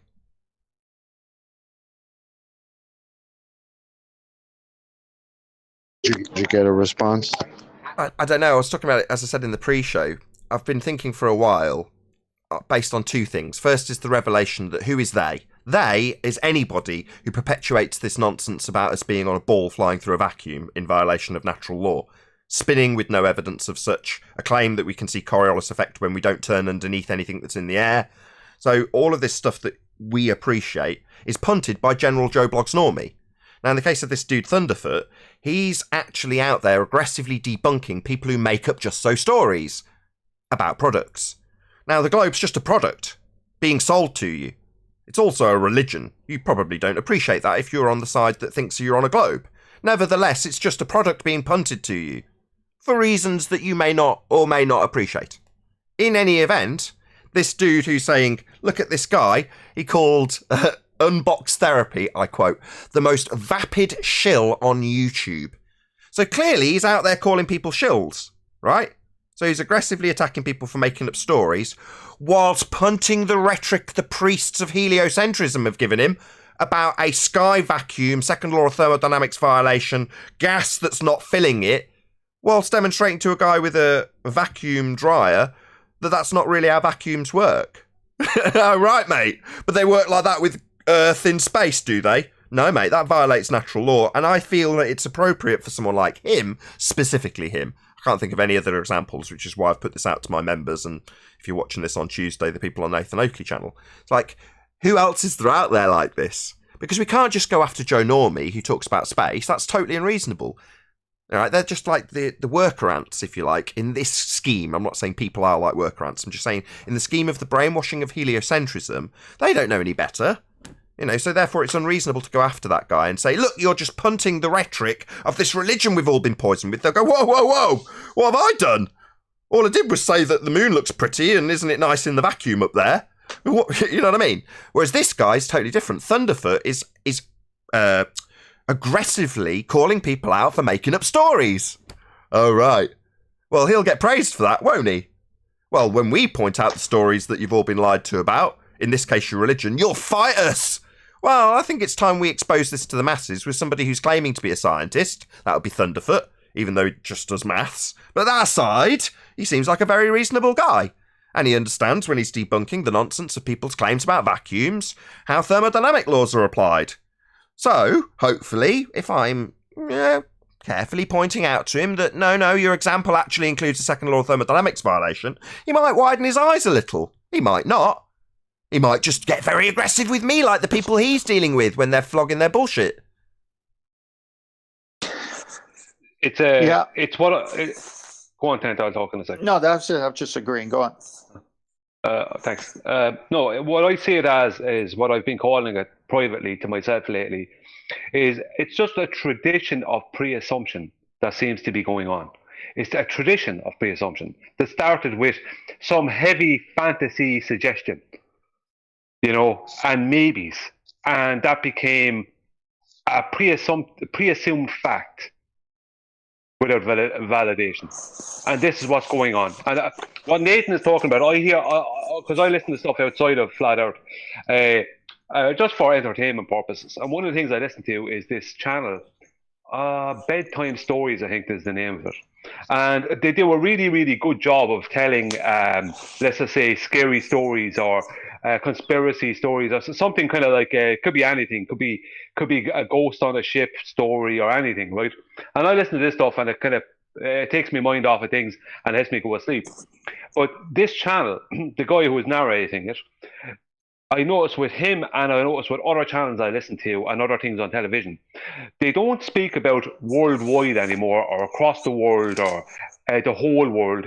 They are constantly, like trying to insert the word globe and the word global. And I noticed just because this is just referencing this channel as I listened to it only earlier, it's like they can't stop adding in the word global at the moment, and it's a pure, it's totally a response to us. They can't. You hear it on the news, you hear it in just YouTube media. You see it written down anywhere if you're reading and they're speaking about the world. It's always globe or global. They never say worldwide or across the world or the whole world anymore. It's always the word globe and global. You never see it or hear it any different anymore. Yeah, I mean, I'll agree with you, that's the case, but that's definitely not as a reaction or consequence of us. That's just how the vernacular of the general populace is utilised. It doesn't mean that it's reacting to us. Well, in an indirect way, it may be a general response tactic in the sense that, yeah, when we got so close with the truth, so up and close to the technicals with what we've done, and not just us here, but just the flat earthers, but flat earth debates a lot too, and people that surround us, they probably see no other choice than to try and just viscerally place the word globe as an essential core tool, a core fragment of language, to like put it everywhere, so that even if you don't think about it, it just like globe becomes a sub-language. Like, this is stage where we use globe a lot. Perfect. Sub-language. We talked about this in the pre-show too. Subliminal messaging. So yeah, we've come full circle now. I mean, exactly, but you've just used the word sub in a slightly different context. But yeah, subliminal messaging. In other words, sticking globes absolutely everywhere. And it's not that it's happened as a consequence. It was always like that. You just notice it now. We notice it now. But it is increasing, though. You know, I can feel it too, what Brian said. It is being pushed a little bit extra, because there were people that just do like to use as many different types of descriptions when they use language. But it seems to become a more narrow pick. And globe is preferred by a lot of people in media to use that terminologies that have that in it. More than say 10 years ago. Well, it's on every header under each show. They're telling you that the show is talking about some old ancient belief of flat Earth. Be careful. Yeah, I have to say again, in my defence and Armin's defence, that I literally, I have to question myself: am I being paranoid about it? And I do, but I hear them emphasising this word. The audio level goes slightly up when they get in the middle of a sentence and they use the word globe, and it comes blah blah blah globe or global, and then they go back to the same, let's just say, the same audio level they were on, but they emphasise the word globe. It's emphasised. You're gonna have to back that, man. As much as I want to believe you, if you can prove that to me, then I'll believe you. Well, maybe I will. Maybe I'll put it into the audio software I have and see if I can see a noticeable difference when they say that word. Not a bad idea. Well, I notice a difference. I notice that they call what they preach as scientific. And then I see, and what attracted me to this show, particularly this show, is that we are saying, well, let's get the words defined and let's see what the word science means. And then the housekeeping questions were a big deal for me at first, because I'm saying, man, those are really well thought out questions, and all you got to do is answer them, and then we live on a globe. But they can't answer them. So this channel, instead of being labeled flat earthers, as we always are, it should be labeled truth seekers, asking in proper context the questions that would prove a globe, but no glober has come on and answered those questions.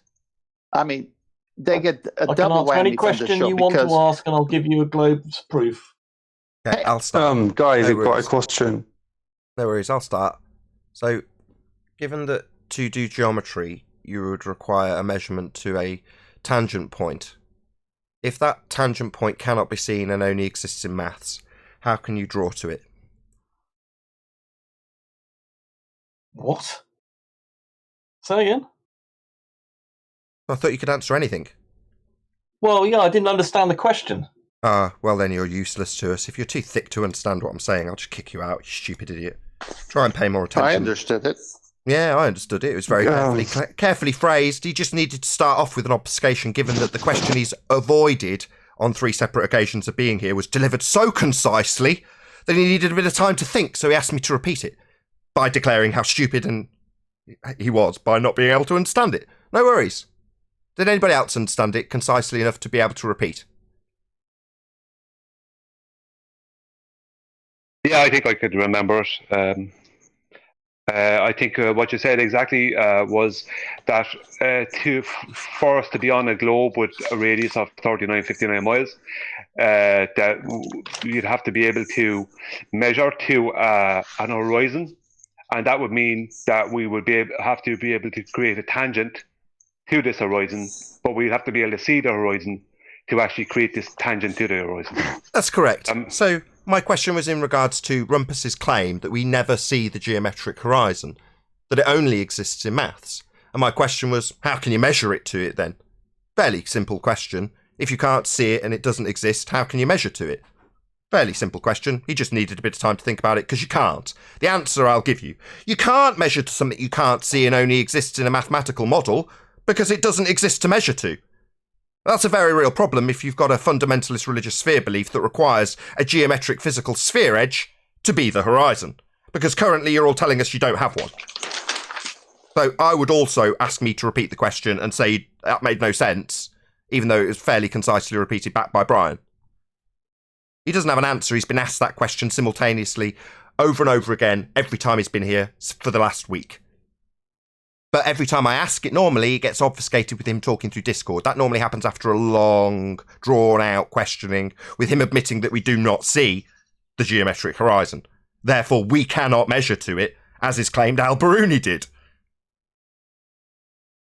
All game over, right there. It's only in a model, in a mathematical construct, and it doesn't exist in reality. So you don't have any proof of globe.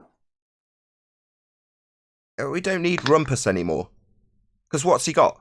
I can answer any question. So I concisely ask a question he has been asked no less than 3 times. That would be 3 separate occasions, not 3 times of asking. Probably in excess of 30 times of asking. But when I deliver it concisely with no audio chaos from him, he can't understand the question. So what use is he to us? He's thick. If you can't understand, okay. You can't understand a concisely delivered question that you've had 30 times previously. Okay, well then you're useless. You're too stupid to be here, Rumpus. He sounds like Dr. Faulkner. He can answer any question until it's presented to him. Well, clearly not. He just had a question presented and apparently it was too complicated for him to understand, so he couldn't answer it.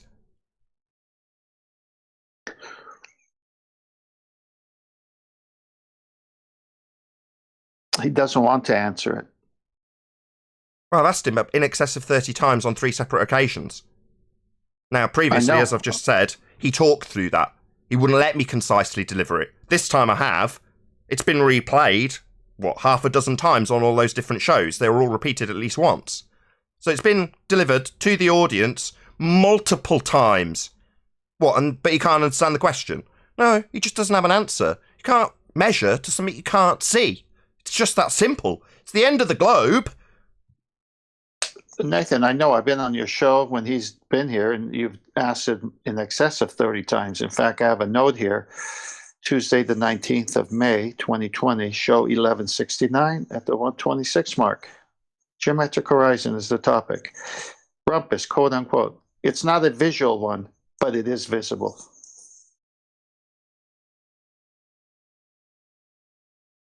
We do. We don't. If this was a court situation, his solicitor would tell him, sorry, Neil, 1 second. If this was a court situation, his solicitor would tell him not to answer that, as it would incriminate him. Sorry, Neil. I think they already It's the Fifth incriminated Amendment. themselves, saying we don't see a geometric horizon. We never asked them that. All we asked was, why is that horizon back there behind the second platform, further than 9 miles away? And all of a sudden, their response became, "Oh, because we don't see that other horizon you're asking about." Oh, really? Okay.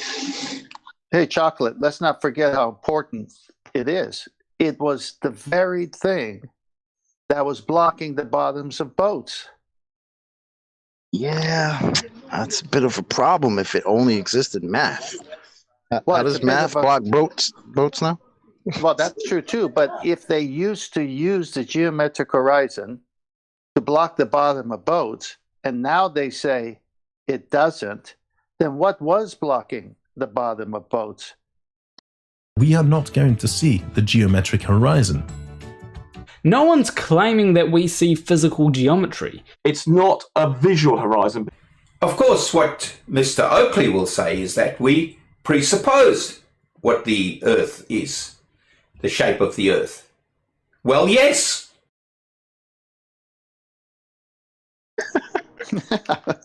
That doesn't get old. I love that. Well, yes. That's funny. Yes, we presuppose, guys. He's What did you think honest we were about doing that. all this time, as you've been telling us for years we've been presupposing? It's a joke, man. Everyone knows we're on a globe. Well, if you can't accept what you see with your own eyes, you know, and what the all evidence points to, if you can't accept that, then you're going to have to pre-assume some other nonsense. There's no way out of it. That's, you know, it's a psychological thing. Got one of the This clips. group of people that we deal with is a very disingenuous lot of people. I mean, these are people who can't find their set of keys and saying, Stop "Where are the my set of Presses keys? I put them somewhere. 2.0, Where are my set of keys?" May And 24th, it's because it's so far 2020. away, it looks so small. We have right? the They got- intellectual elites over on Jose JG Retard Show doubling down on their thesis defense that evaporated water is not a gas. Have you considered evaporation? According to Nathan Oakley and Quantum Racer, the current science is water evaporates and becomes gas.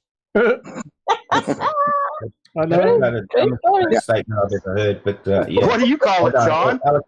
I call it gaseous. I'm sorry, A I gaseous didn't state, know not that you were gas. joking. So yeah, no, I'm not joking. They aren't joking. I am.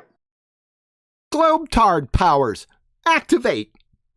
So we have the statement, water evaporates and becomes a gas, which elicits laughing and mocking from the entire retard panel. An outburst of laughter from Latonia Bailey, again, the newest member to the retard family. Pathetic from the Rhodes Scholar Brian Leakey. And Sean the Crackhead Hawkins calls it gaseous, a gaseous state, not a gas. And finally, the coup de grace from Professor Latent Unnatural Homoerotic Obsession with tapping on the whiteboard, Phil Belland, who responds to the claim water evaporates and becomes a gas with, "That is the dumbest statement I think I ever heard." So let's have a look-see. From their alma mater wiki, water vapor or aqueous vapor is the gaseous phase of water. From the American Chemical Society, water vapor is the most important greenhouse gas. From NASA, water vapor is also the most important greenhouse gas in the atmosphere. From NOAA, the National Oceanic and Atmospheric Administration, many greenhouse gases occur naturally in the atmosphere, such as carbon dioxide, methane, and water vapor. From Science Direct, water vapor is the most important atmospheric trace gas. From Energy Education, University of Calgary, although invisible, water vapor is one component of the wet stream released. Water vapor exists in the atmosphere as an invisible gas. From Yale, Climate Connections, water vapor is one of the most important elements of the climate system, a greenhouse gas. In conclusion,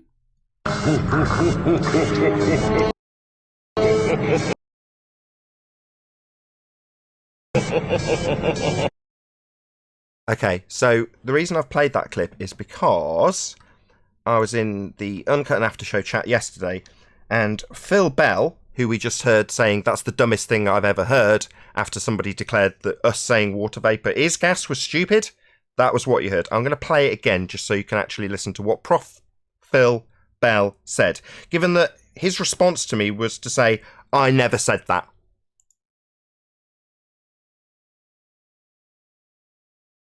Different sciences, water evaporates and becomes gas. I know. Statement I've ever heard, but yeah. So that is the dumbest statement I have ever heard from a man who works in hydrology called Professor Phil Bell. He also lies and says he did not say that. So just want to clarify for the audience what a liar Prof. Phil Bell is. I'll also bring up him actually saying, I never said that.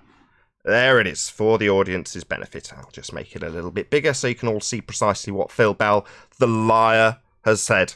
Given that that was his statement, we have it recorded, we've played it several times. Now he denies any association with those complete bunch of buffoons who spent 3 days solid doubling down on their claim that water vapour is not gas.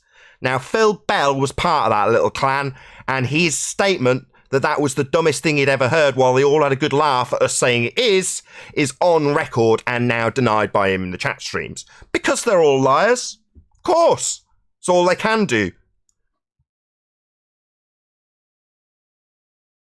So that's interesting that he says that he never said that, because we obviously just heard him say that.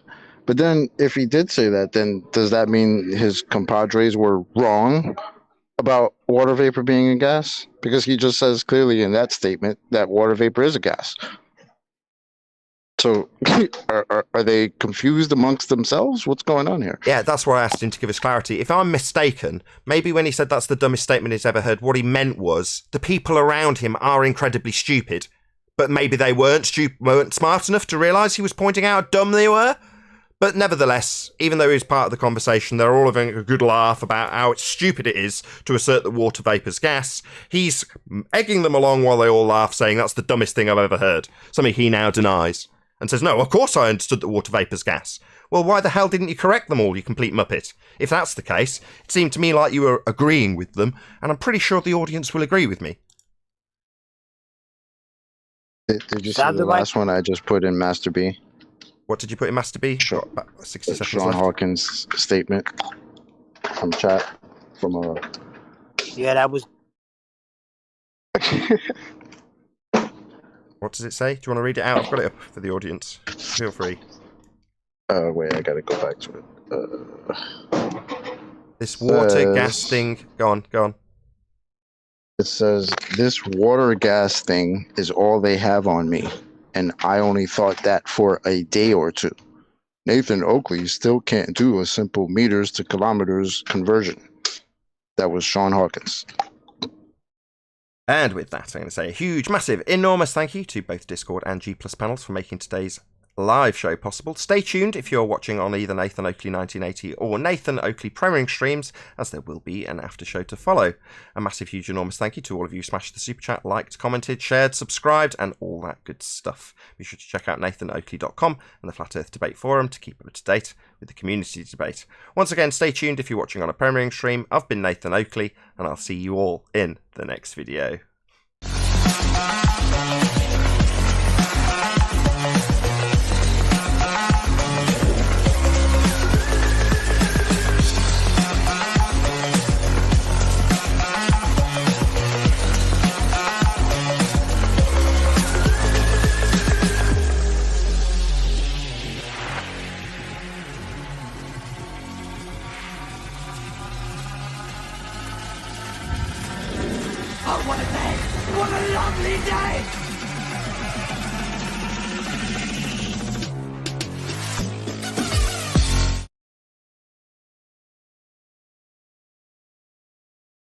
something vapor is not a Yeah, gas, I thought that was like that. And this is ages beforehand, before this happened. Really? I'm at the posting it to Master B several times. I posted it to you, Nathan, and I posted it to QOE a couple of times.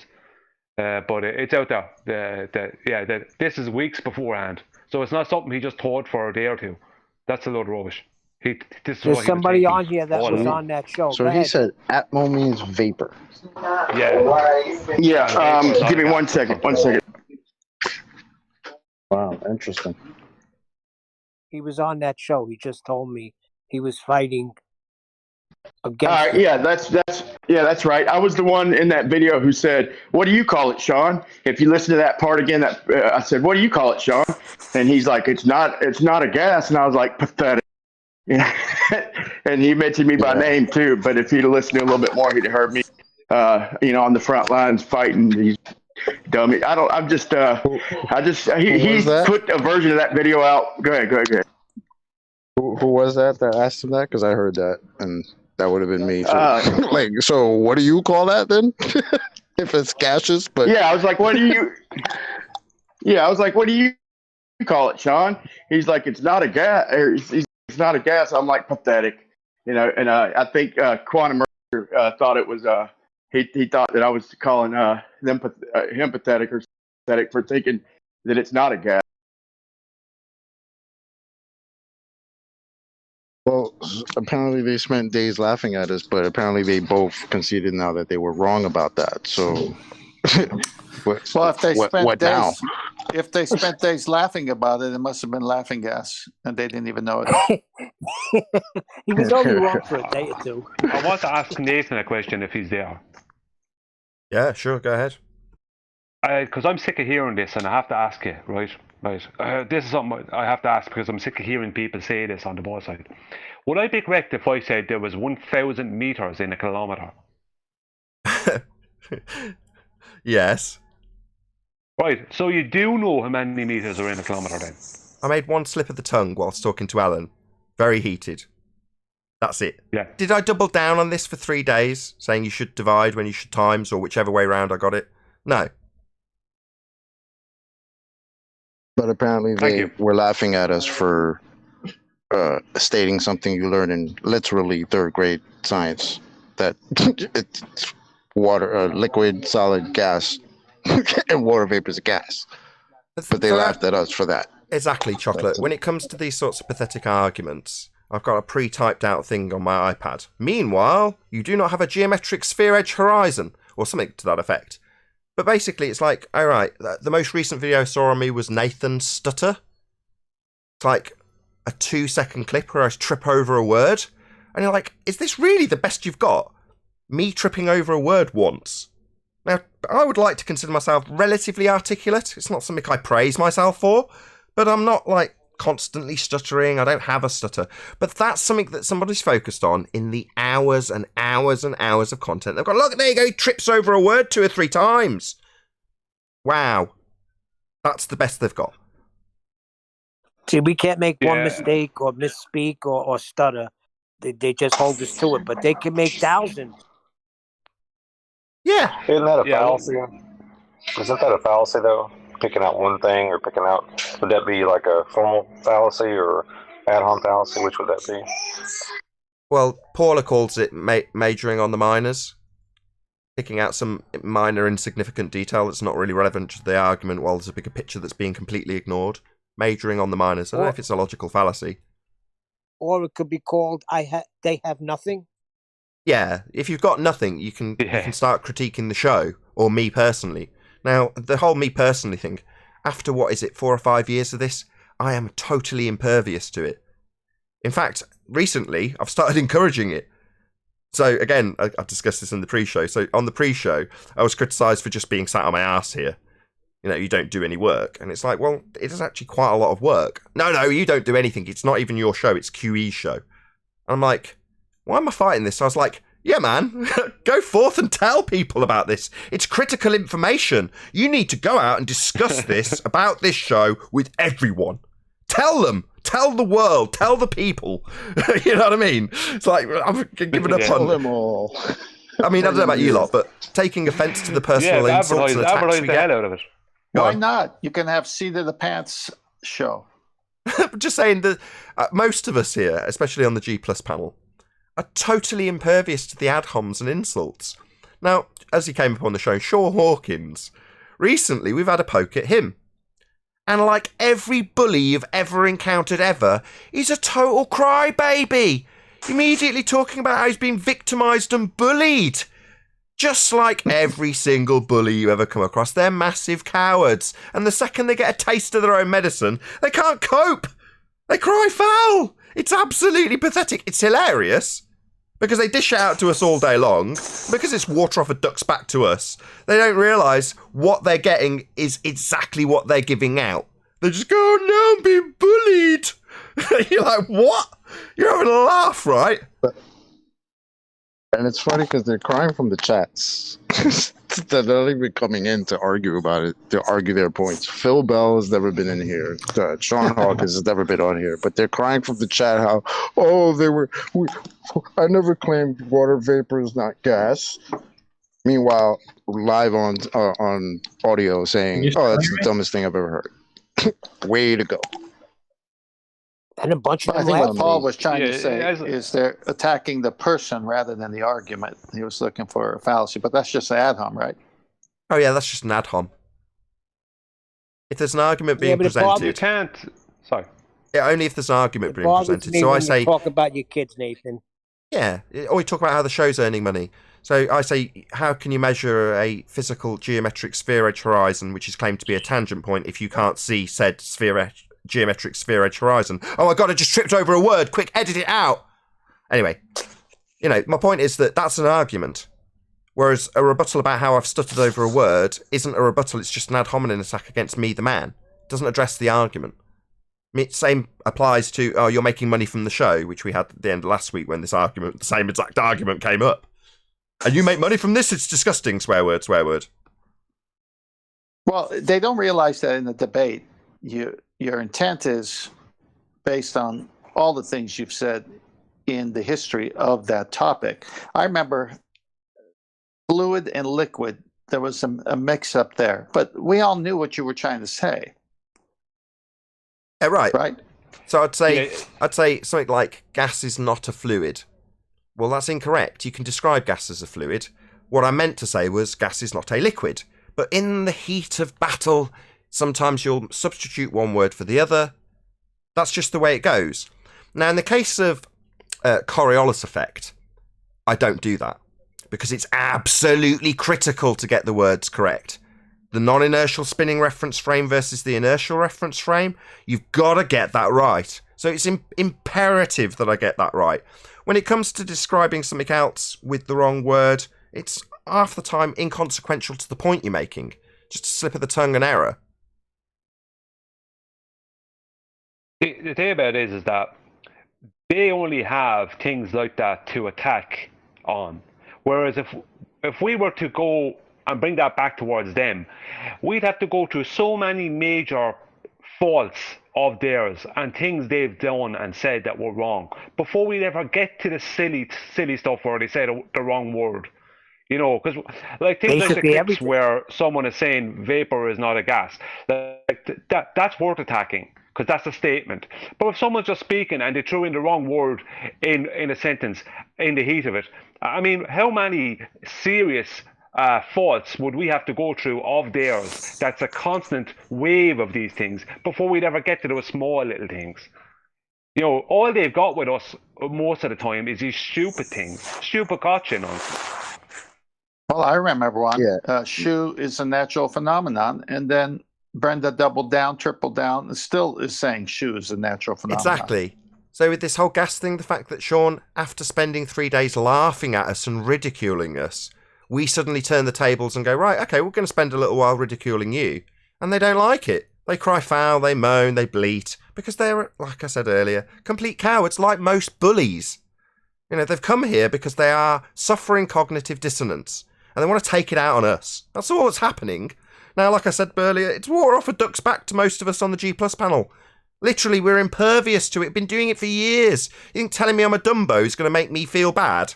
No. You think telling me that I've made an error in something mathematical is going to make me feel bad? No. I sleep like a baby. Don't worry about none of these clowns at all.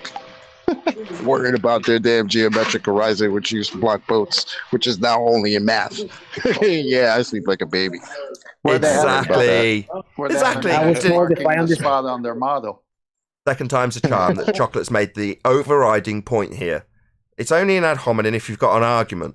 So why do we get ad hominems? Well, because we've got an argument. That's why. Yep. They've trained the world to ad homus. Well, you So- don't need to have Okay, people regarding- under the... Go on, whoever it is in Discord. Sorry about that. Hey, can you hear me? Regarding Sean Hawkins, the other day they had a show, and he starts off with saying that somebody mentioned the lunar wave. I think it was Lemonbird, and he starts off with, "I've already debunked that." He says that Crow lives by an airport, and you can sit there and time the planes taking off, and goes on. And then I finally get a chance to drill him. I'm asking him all these questions, and I'm like, how do you know? Do you know where Crow lives? He's done blabbed a bunch of other shit to try and back up his argument, saying Crow's a flat earther and all this. Crow's never really even claimed flat Earth. Whether he is or not, who knows? So all this, and then in the end, he denied. He's like, I said, do you know where Crow lives? He's like, no. I'm like, then how do you know he lives by an airport? So that's a blatant lie. It's hard for me to believe anything Sean says, much less his mistake. Well, that's right. They sit in the chat calling us liars all day long, again, because we've got an argument that they can't overcome. So it's much easier to just label us liars. And the whole world is trained to do this. And as I said, they don't get trained to do it with the people who claim Bigfoot's real. I don't want to start an argument about Bigfoot, but I'm saying that there's no necessity to train people in ridicule. The only reason to do that is because essentially it's a fallacious rebuttal for your general normie. Just ridicule this person if they ever discuss the subject. Well, that's only necessary because the subject that's being discussed actually has an argument behind it. So train them to immediately employ logical fallacy at a base level. Oh, these people are stupid. Ergo, it's perfectly acceptable to ridicule them regardless of what they say. Well, these types of people like Sean take that to an extreme. I mean, it's weird because I have a super chat just after the show had finished from Unitox Femu. It says, Sean, how can we call things in gaseous state? ... Shoe.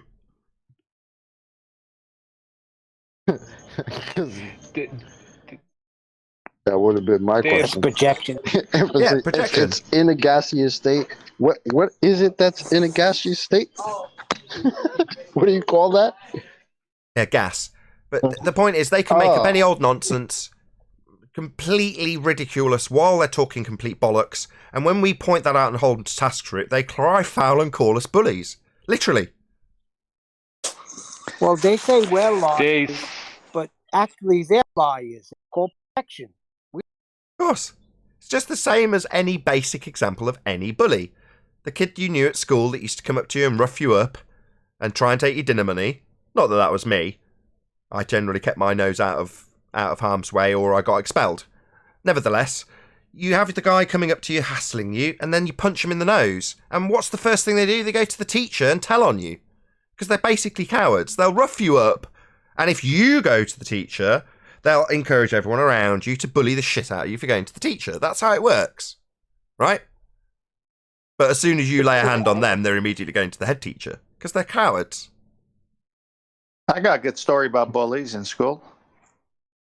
When I was younger, I was really short. Obviously, I didn't, grow until my teens, but I was shorter than most kids in the grade school, and the bullies would always pick on me because I was small in stature, right? So I said, well, I can't beat them, so I made friends with the biggest guy on the schoolyard. He became my friend, and they left me alone. I just used to punch them. 10th man, to be fair though, were you also wearing your small hat a lot? The only thing I had was a big foot. That's it. Just kidding. I had quick hands. You weren't trying to come take my lunch money. And the one time that it did happen, the point is exactly what Nathan said. That They guy generally got don't like knocked a taste out, of their own That medicine. never happened. and he got up and ran to the teacher and tried to get me in trouble. And my teacher was like, "No, he's an honor roll student. He doesn't do shit like that." So we all know about you. So who am I going to believe in this part of the story? And I just looked at him like, "There you go. Thank you. Take care now. Bye bye then." So how many KOs did you have in grade school, Chocolate? Just that one. Oh. I didn't have too many people bother me after that. Well, you know what's interesting is that anyone who has been on the show long enough or is someone in chat listening realizes that the toughest job is the flat earth side, because what we have to do is get everything right. We have to define the words that they're using on the ball side. Then we got to pose them in good questions, and we've got to break down all the errors when we see them. All they do is go with, as Nathan's always said, 99% or 95% of the Western world believes what they believe, but no one could defend it. They absolutely cannot defend what they believe. So we come here, and the omen is on us because we have to be right because we're fighting the majority of people's beliefs. So we have to have proof. They always have behind the to statistical I'd like to add one thing before I go real quick, guys. Before I go, I mean, I've critiqued about Sean on Jose's show, but I will give him this, though. He lets me get in my argument and all that, man. What is the argument? Yesterday they were arguing about the sun not changing size. What is that? What does that prove to you? Okay, so that argument breaks down as follows. They're asking you, why does the not actual size of the sun not change its not actual size as it moves from its not actual location? So the question they'll ask you, why does the angular size of the sun not change throughout the day? Angular size is apparent size, what we argue the curve math should include because it's perspective based. The angle of things that we do know the size of reduces as they get further away. Now, why does the not actual size, that would be angular size of the sun, not change in not actual size as it moves from its refracted, according to them, not actual position? Who cares? That would be my answer. How's that sound? That's a great answer, man. And I was also thinking, like, they always bring up the filters. And I'm thinking, what about a sundog? What do you see, two little white spots instead of one big white spot or white circle in the middle? I mean, but that's a great argument. Yeah, it's not What is the actual sun? size. I can only credit What QE. He's just had one of your arguments I had to break down. Why does the not actual size of the sun not change in not actual size as it moves from its not actual position? Was something that was posed to somebody by Sean Hawkins, I believe. QE. Good to have you, by the way. Good morning. Morning. QE. John. But yeah, I remember me 4 years ago, now that you're talking about that non-actual size change of this, the sun and all that, I brought that up very early on as my argument for a holographic nature, remember? And then you were all getting all very confused at me and even thought that it might have been controlled opposition after all. Remember all that? I don't think that would have been me. That might have been Anthony Riley. Well, it was also on the debates and all that. So You were saying what? I was saying, like, no, hold on. The ballers, or I'm sorry, the discers at the time, the flat earthers were arguing, oh, the sun is going over the earth. It's going into the distance, see? And then I was like, no, it's not changing angular size because I think it's not a physical object in a literal position anywhere. And everybody was like, what? Why are you helping the ballers? No, we have to imagine how it's going into the distance over the disc. Yeah. Is Brian Leakey still there? Brian, are you still there? Oh. Who? Brian that was just speaking there a minute ago. Brian. Brian, who was speaking. Yeah, he is. He's yeah. gone, is he? No, he's still here. All right. For Brian. So listen, when they say to you that the sun is not changing angular size, okay, even though this claim doesn't mean anything, and what Nathan said to you is the most relevant thing you could have heard about it, but what's important to know is their claim is actually incorrect. You can get Wolfie 6020's video of the sun with his solar filter, and the sun actually does change size, angular size, as it moves towards the horizon. If you go to a channel called Scientism.com, I think his name of it, on YouTube, he actually done a video on it. It's a 4 or 5 minute video. So the claim that the sun is not changing angular size is not correct, even with a solar filter. That's just rubbish they keep pumping out there. The same way as they pump out other rubbish. It doesn't matter if it does or doesn't. That's not the point I'm making. The point I'm making is it actually doesn't. So their claim is incorrect. So if you go to Scientism.com. Okay. You get this from me every time. I'm really sorry to do this to you, Brian. But that's just what they want. They want you to argue about whether or not the claim is correct, because every time you are arguing about this claim, you're opening the floodgates to them to beg the question about what a sphere Earth does, and assert, with the begging the question fallacy, how the sphere Earth operates, whilst defending your claim that it does or doesn't change in not actual size throughout the day as it moves from its not actual position. So the idea is, get whoever you're opposing, us, the flat earthers, we're in the opposition position when this claim is made or this question is posed, to discuss the whys and wherefores of the claim, because that claim isn't the point in the argument. The point in the argument is to argue Earth's sphere in a vacuum, and they'll be begging that question the entire time you're having that argument. I understand that, Nathan, and you're correct. And I wouldn't go and get the video myself. I'm just saying to Brian, if they keep on throwing this at him, okay, that he can actually get that video and just put a spanner in the works, because their claim is still incorrect. Now, I wouldn't argue for it that way, but their claim is still incorrect because it does change angular size. Okay, let me try again. What does that prove? Let's try again. One more attempt. Trajectory-based growing smaller. Okay. Let me just try one more attempt. Etvos effect. Right, so you have an affirming the consequent. If Earth is a sphere, then you will observe the Etvos effect. We observe the Etvos effect, therefore the Earth is a sphere. Now, the idea behind that affirming the consequent is to argue about the Q statement, to argue about Etvos effect, how it functions, what it does, whether it's legitimate or not.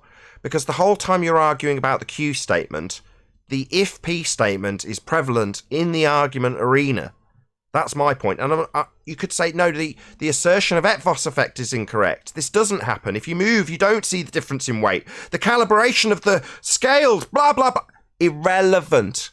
The whole point of the structure of the argument is to get you to beg the question of P. If the Earth is a sphere, we will observe Etvos effect. Or if the Earth is spinning, we will observe Etvos effect. So long as that P statement is the prevalent statement in the argument, and in this instance, it is ultimately about begging the question first and arguing about what the sun does second. So long as you're arguing about what the sun does or does not do, you're begging the question of what a sphere Earth is doing to that sun.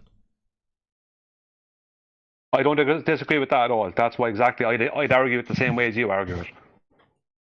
I would argue it the I like same way. I like Brian. I mean, you got to beg the question almost when you're over there to even debate. But I like Nathan's answer better. But yeah, I'd have to. But that would be helpful. But Brian, I want to give you brilliant video on the ball Earth with the geodetic survey the other day. Brilliant, bro. Yeah, I'll contribute to that shit sandwich. Yeah, wonderful job. I am in your debt, Brian, in this regard for that information. I'm definitely in your debt.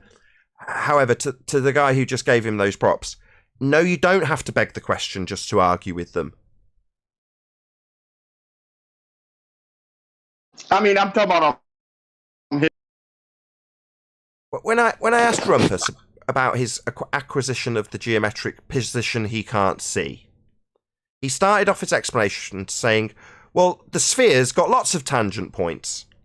Now, that's a very subtle begging of the question that I immediately picked up on and went, hang on a second. I'm asking you about whether or not we can measure a point that we can't see. And you're immediately begging the question of all these tangent points we've got on the ground we're standing on. Now, that was his opener. To beg the question immediately, set the premise for the argument to be with a sphere that's got lots of tangent points drawn to it already. Now, had I have allowed him to do that, we'd all be discussing about those presupposed tangent points that we've definitely already got. Well, no! They begged the question immediately so that the premise is set for you to argue in an arena that begs the question of a sphere. It's the most prevalent trick they have. I'll keep crediting Validation Boy for this, and I'll keep crediting him. Every single assertion that is claimed to prove the Earth is a sphere will start with the assumption you're on a sphere. Now, they know that, the people who argue competently, and they also know that the way you get it in under the radar is do it immediately. As soon as you start your position, beg the question immediately. Hopefully very quickly so no one notices. No, you've got to spot that. The way to win isn't to let, as soon as you're into begging the question in your argument, in this case debunking Etvos effect or anything else that's a Q statement, you're losing immediately. Same goes for the curve calculator. Well, is the curve calculator giving us an accurate account of how much should be blocked by a sphere? You're into begging the question, you've lost immediately. So recognising where they beg the question and catching them immediately, their only defence to that is to say things like, I'm not getting a chance to speak. You're interrupting me while you point out the demolition of my argument because I begged the question. That's the only defence they'll have to that, because you're pointing out how they've assumed their outcome, a logical fallacy. So you can be damn sure that that'll be obfuscated with a lot of, oh no, I'm being interrupted because my first statement uses fallacy. You got it, Nathan. Did everyone listen to that? He is exactly on point. Yeah, that's good, man. That's very, very concise. Cut him off at the knee. Dude, it is so funny, man, because they get all this practice in wherever they're debating. I'm over there debating on Jose's channel and and a couple other channels, and they're getting in all this practice and debating with their arguments and all that, and then they come to Nathan's and get chopped off at the knees because they are having to presuppose that. It's funny sometimes. But QE, since you're here, yeah, man, I'm Brian Leak, and I'm the guy in the background of that video. I mean, it doesn't matter if you want to keep it up, that's fine. If you want to edit it, that's fine too. But when Sean said that water vapor doesn't turn into a gas, I said, well, what do you call it? I'm the one in the background saying, what do you call it? And then he's like, it ain't a gas. I'm like, pathetic. I was talking about he's pathetic. Just say. Right. Yeah, I misidentified you. There's so many crayon munchers over there. I misidentified. It's not a video anyway. It's only a little audio clip. Yeah, Phil Bell now denies that I'll take one for the team anyway, because the point was. No, go on. I interrupted you. Sorry. Anyway. You're chopping. No, I was saying, you need to get your mic fixed. You need to get your mic fixed, dude. Roger that. Who was? Oh. Go on, Chocolate. No, with that video or that audio, who is the lady that laughed all loud and like she knew what's up? Like who is she? Bailey. Is she like a new Jose retard show girl?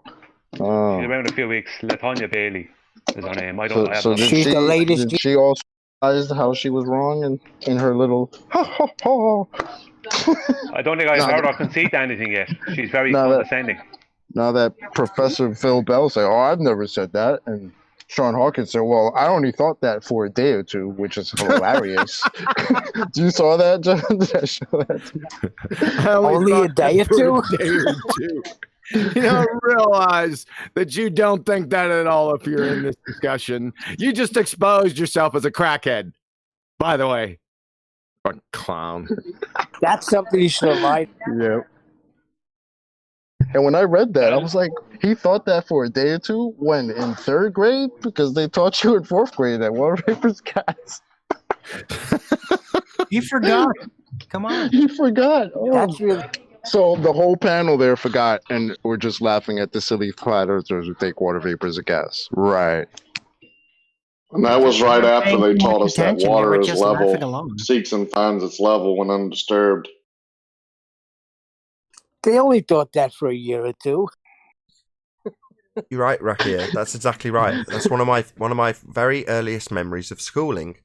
So I think it was like the second year of being in a proper school. Primary school, we call it here, and they presented us with a piece of paper, and it had all these different bottles and glasses drawn on it, and they asked us to draw the water level in it.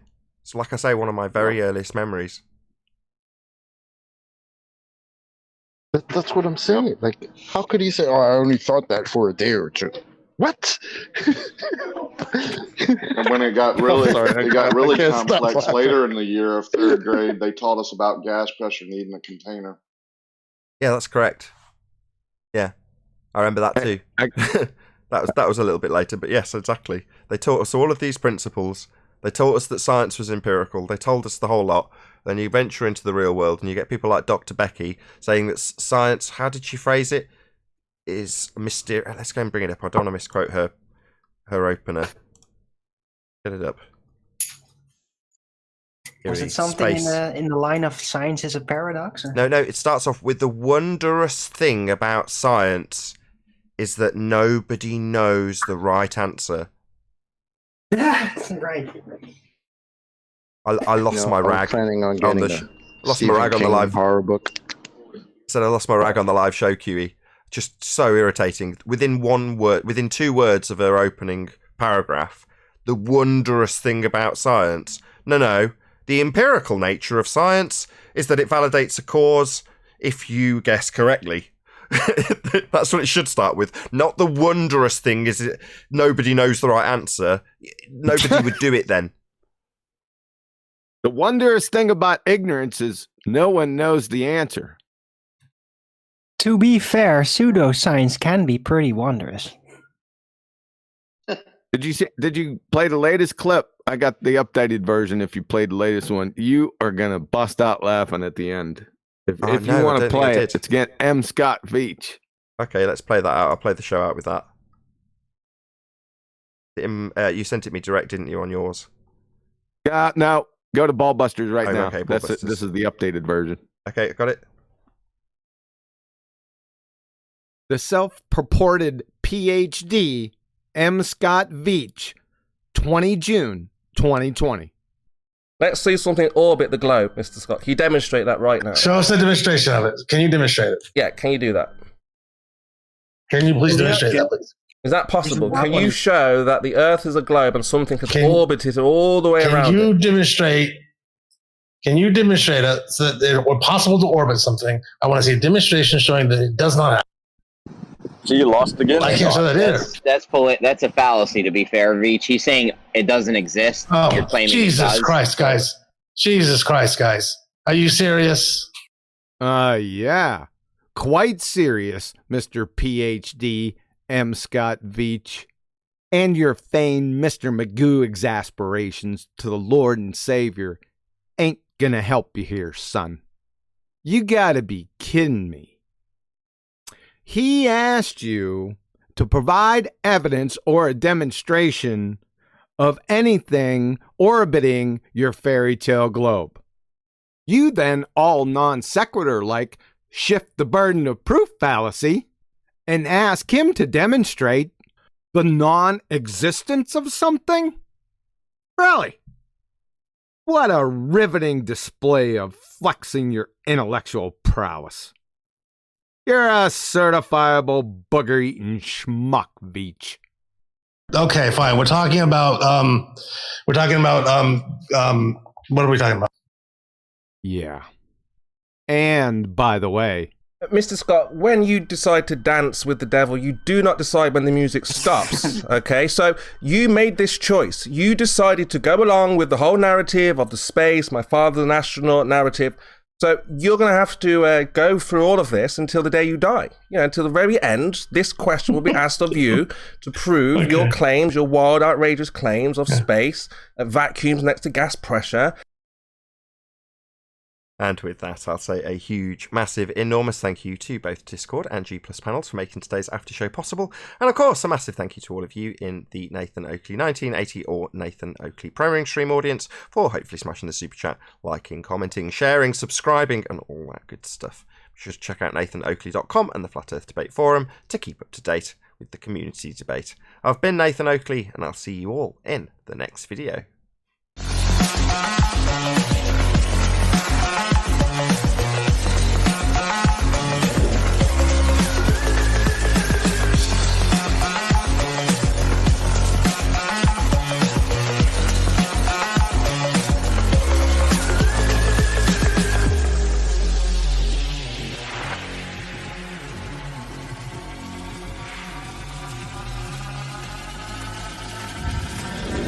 Oh, what a day! What a lovely day!